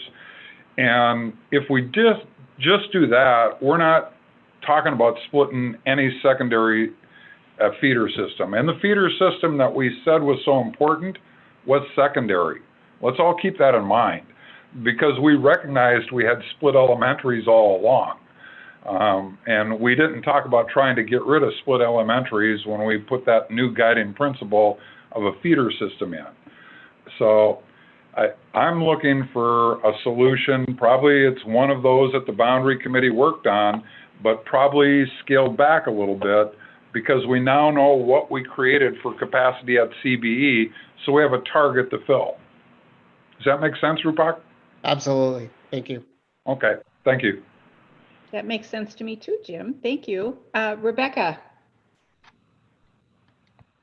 So I'm looking for us to be able to reach the targeted enrollment at all of our schools as best as possible. And right now we're talking about middle and high schools. I'm not talking about elementary at this point. So, because our conversation has been about middle and high schools.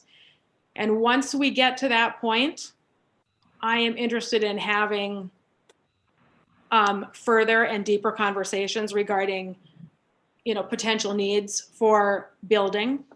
But I know that we have a lot of budget conversations to have in our district, and that is going to be really tough. And any rate, the way I've been feeling and looking at about it most recently has been that we need to have a commitment to fill up these schools. So that would be right now my guide personally in terms of how I look at this. And I would also feel that if there is a little bit more capacity to have kids at Ben Franklin and North than what we have, that we currently see today, even from the move of the Clara Barton area, that I see that we have room for that. I see we have room to consider that, that we look to create the most space within our school buildings as we can. Thank you. Thank you, Rebecca. A quick comment before I call in Jennifer. I would hope that after this motion, and I can't make motions for those, I shouldn't make motions based upon our practices. At some point, I would like us to remove the building of the new school building, opening up with an 8th and 9th grade academy concept from this conversation, because we continue to have all these items on the table, and I think it really muddies the conversation and is confusing and for our public. So hopefully somebody can help us narrow this down after we get through this motion. Jennifer, go ahead. Thank you, Robin. Okay, so in terms of filling up our schools, right, and using the capacity that we have, Madison and McKinley are two specific examples of ones that we have been sort of, again, kicking around for the last several years. They are half full. We have 3 grade sections with only 1 grade per section, or 3 grade levels, sorry, with 1 section per grade. That is not an equitable education offering for those students there. And yet and from a fiscal responsibility standpoint, we haven't done anything about it. So again, this motion is too limiting. We should be talking about all of our facilities, which I guess, I mean, hindsight's 2020. I wish we would have done that from the very beginning in talking about capacity, because if you don't, you just keep piling on one more complicated scenario that you might have to try to undo someday, much like these split elementary schools. And so you're going to end up carving out neighborhoods if you don't try to fix it all at the same time. So I would offer an amendment to this motion saying that we need to make it broader, and that the recommendations are to look at all of the buildings and all of their capacity and their most effective or efficient way to be utilized, and bring that as a conversation in totality. So Jennifer, you are offering an amendment, and I know Anne Marie's thinking, how am I going to type this? Can you be more? I know, more specific. And that was hard for me to do without having the exact wording of the motion in front of me, but maybe Anne Marie, you can help me.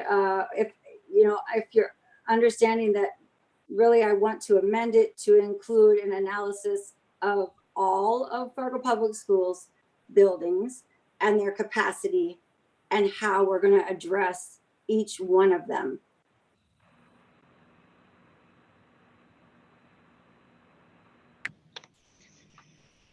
So you would be striking the whole latter part of Jim's motion and inserting new words. So you would strike the words that could be made to shift students that currently are in the Discovery and Davies attendance area to the CBE and Fargo South attendance area. You wish to strike all of that section. And then you wish to insert, could you tell me what you would wish to insert? So if the beginning is, read me the beginning, please. Sure. The recommendation would be something like for administration to study and bring back. The beginning part of the motion currently says to direct the administration to develop recommendations for presentation at the board summer retreat of possible boundary adjustments. And that's where I would wish you to fill in. Okay. Possible boundary adjustments or let's see, to address not just capacity, but like ideal capacity, or what is our, help me with the insert with a word here. To address ideal school capacity, student capacity district wide. Yes, thank you. Okay, so when Anne Marie reads that amendment back to us before I seek a second, I would hope so an amendment needs to be somewhat germane to the initial motion. Does the board feel that that motion is germane, or do we need to kill the motion on the floor and then Jennifer submit a whole new motion? What are the board's wishes? Jim? It's my motion. I would say it's not germane. I tend to agree. And nothing against the person who made the motion. It's just, this is how parliamentary procedures work. And that is what I'm charged to do as the board president. So how does our parliamentarian recommend that we proceed, Anne Marie? Do we see if her motion would be seconded first? If you're determining that the amendment is not germane to the motion, then it would not be germane to move forward. And that's the presidential prerogative. I would say we have not discussed this type of thing in the past. This has not occurred during my 9 years here working for you. Yeah, I'm sorry. I don't feel it's germane, and I saw some other people nodding when that was the case. So Jennifer, would you like to reword the amendment to be more germane to the initial motion? Well, I could certainly try, or my first question would be, should we vote on whether or not it was germane to the motion, or? That's where I'll have to defer to the parliamentarian, because it's a motion that hasn't been seconded, and we are trying to determine if it's actually an amendable first motion. Okay. Well, if we're not going to vote on it, then yes, I would say I would work to, my question would be for Anne Marie, then should I work to amend it to be more germane, or should I just, or can I make my own motion? It'd have to be an amendment to the motion that's on the floor. That would be the only amendment or only motion that would be allowable at this time, or a motion to postpone to a time certain meeting or something of that nature. You can't make another motion that would be on a different topic than the ones on the floor at this current moment. Okay. Jim, do you have a thought? Yep. Because I think the only way to clear this up is to vote on the motion that's in front of us. If it gets defeated, then there'll be a new motion. I'm going to move previous question. Okay. Second. Okay. I'm sorry, I didn't catch that. Was that Rebecca that seconded that? Yes, it was Rebecca. Okay. No discussion on this, so we will take a vote on moving the previous question. What are we voting on? Moving? Jim moved previous question, so currently you're voting on closing conversation on this immediately. If this passes, you will move directly to voting on the motion on the floor. So You ready for stop communication on this topic, just to be clear.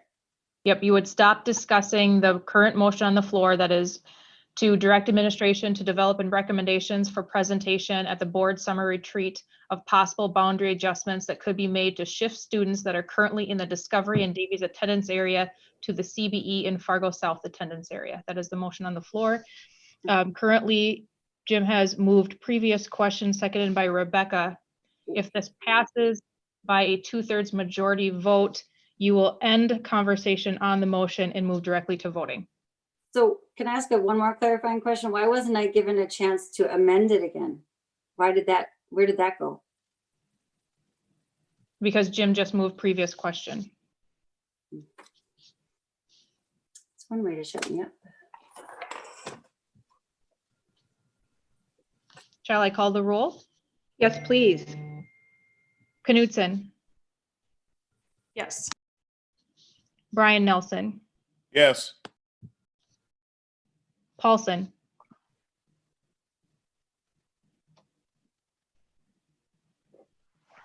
Sorry, David, you're muted.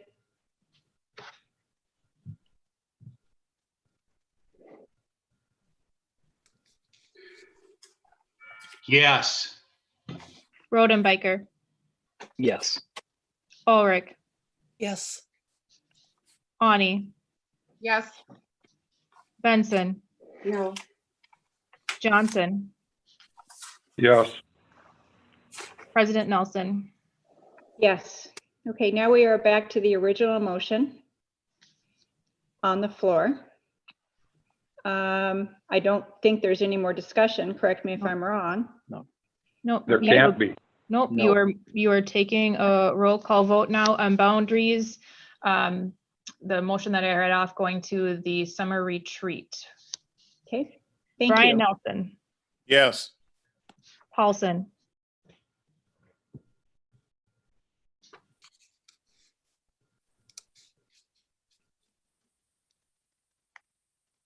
Yes. Rodenbiker, No.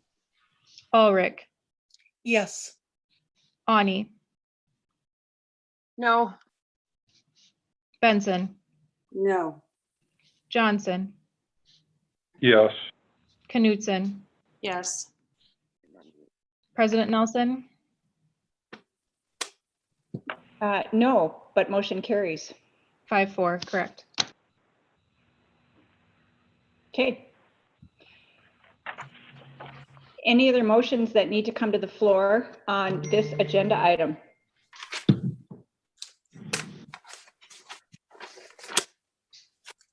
Okay.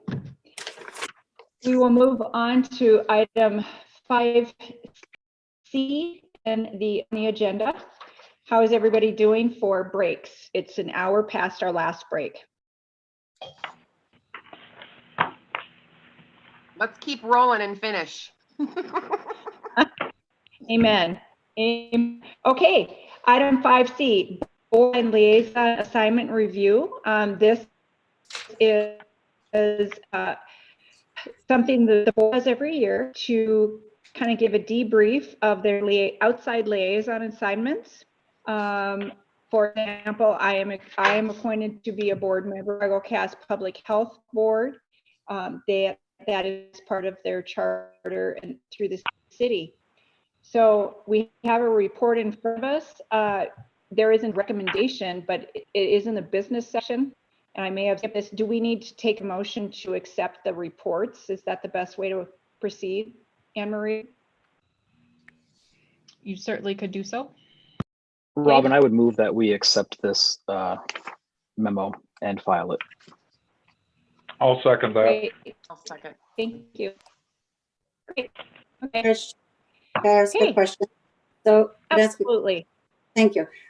So there were some suggestions on there. Are those then, instead of filing, is it going to go to governance for discussion, or do you want us to discuss that now? I see Rebecca's hand up. Yes, I'm sorry. I just wanted to mention, I see on mine regarding the Native American Commission that at the end of that report, I indicated I was going to be including, Robin, it was the conversation, the email conversation that was shared between Cody Schuler, you and I regarding the homeless coalition. And I forgot, I decided I wasn't going to attach that. I didn't think that it needed to be attached, but I accidentally left the language on there indicating that I was attaching it. So I just wanted you to know, I apologize for that. Thank you for noting that. Jim, go ahead. Jim? Yeah, I would think governance would review there was a couple of people that had additional organizations or committees they thought might be worthy of a liaison assignment. I would hope that governance will look at that list, make a determination if it makes sense to reach out to those entities and see if they'd be willing to accept a school board member on their committees. So I would hope governance will discuss that. Yes, yes, and that's what I did. So typically these assignments happen with the reorganization of the board in July. I did reach out to a couple of the recommended bodies as some of the recommendations are the same. Some of those committees and bodies, quite frankly, held us on those. So I would read at the governance committee, but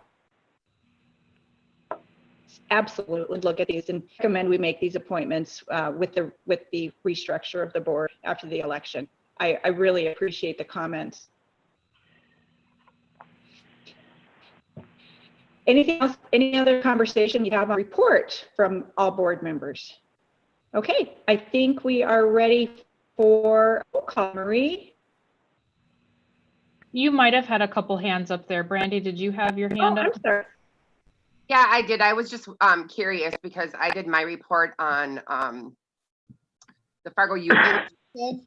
And on our last meeting that we had, we did talk about incorporating like the superintendent and incorporating some of the city leaders as well, because the city commission is also on there. So as far as that goes to governance, like how do I, next time we meet, just bring up who we would like to invite to meetings? I mean, like I've never had to actually add people to one, so I just wasn't sure on how that works as far as governance goes.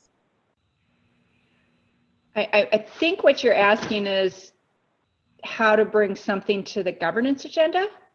No, I'm actually asking, I was asked last year by the Fargo Youth Initiative, they want more people involved, like your City of Fargo board, City of Fargo board is already on it, but city parks. And then they did ask if there was something that we could do as far as trying to involve superintendent, just for the fact that he makes a lot of the decisions with the staff and teachers. That's what I was asking. Oh, I see what you mean. Go ahead.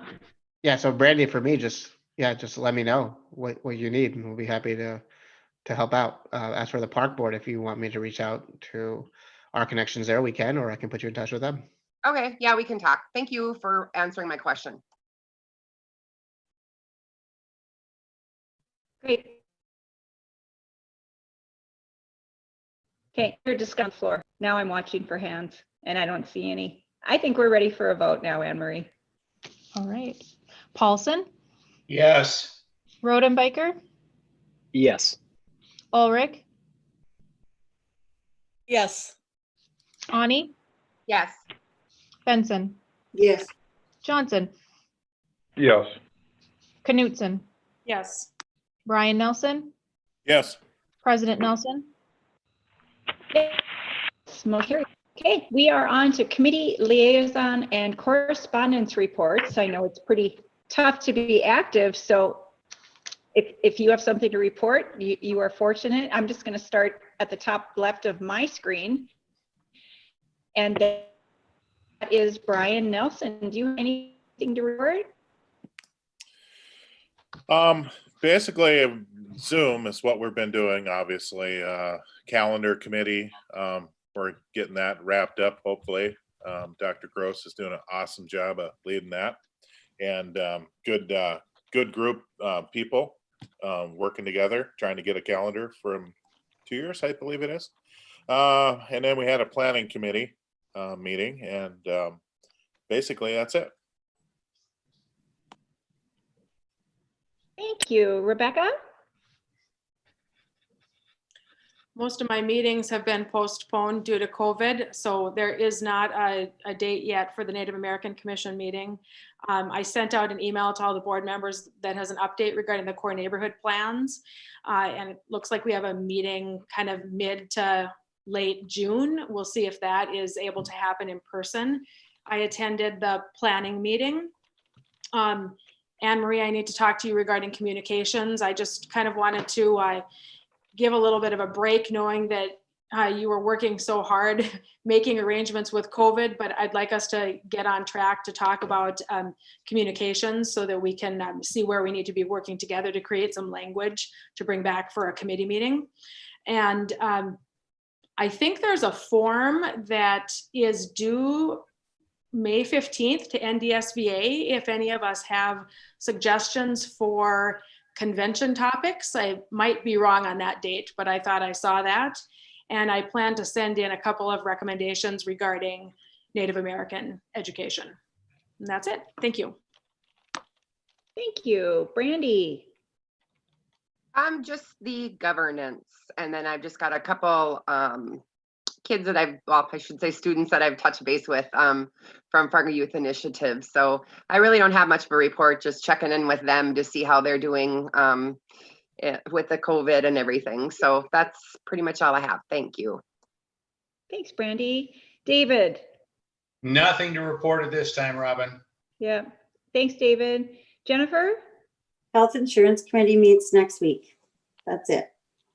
Great. Thank you. Let's see here. Jim.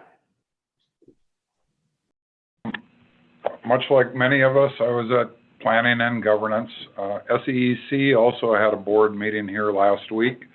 Outside of that, the Community Development Committee has been punting down the road for the last 2 months, and they just punted the May meeting. So maybe we'll get together in June. We'll see. Understandable. Christy.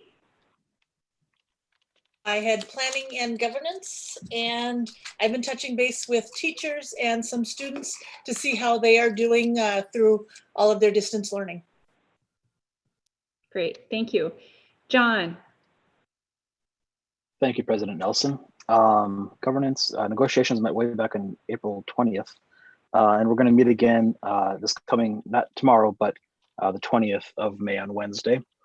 And I am really hoping to be able to find in my personal calendar a volunteer spot for the nutrition services food distribution as we come into the summer months. I know they were looking for some help there, so hoping to have an opportunity to help with that. Thank you.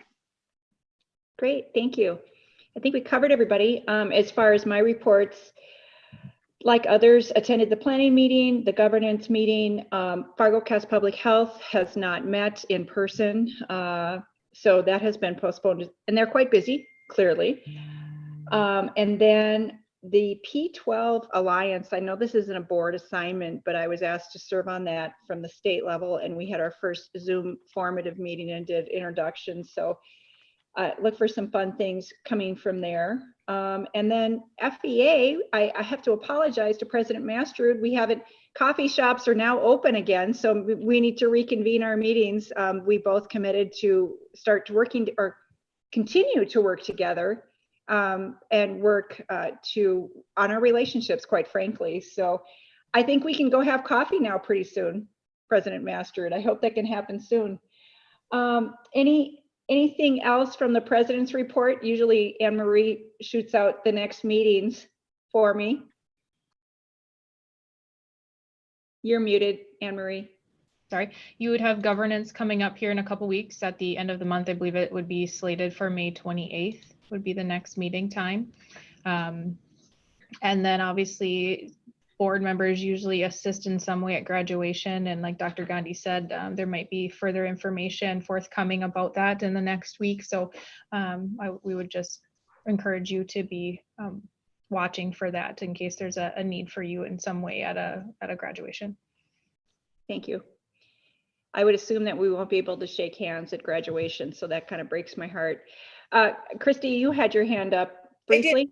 We have a May 19th, we have another planning meeting that's coming up. Thank you for that.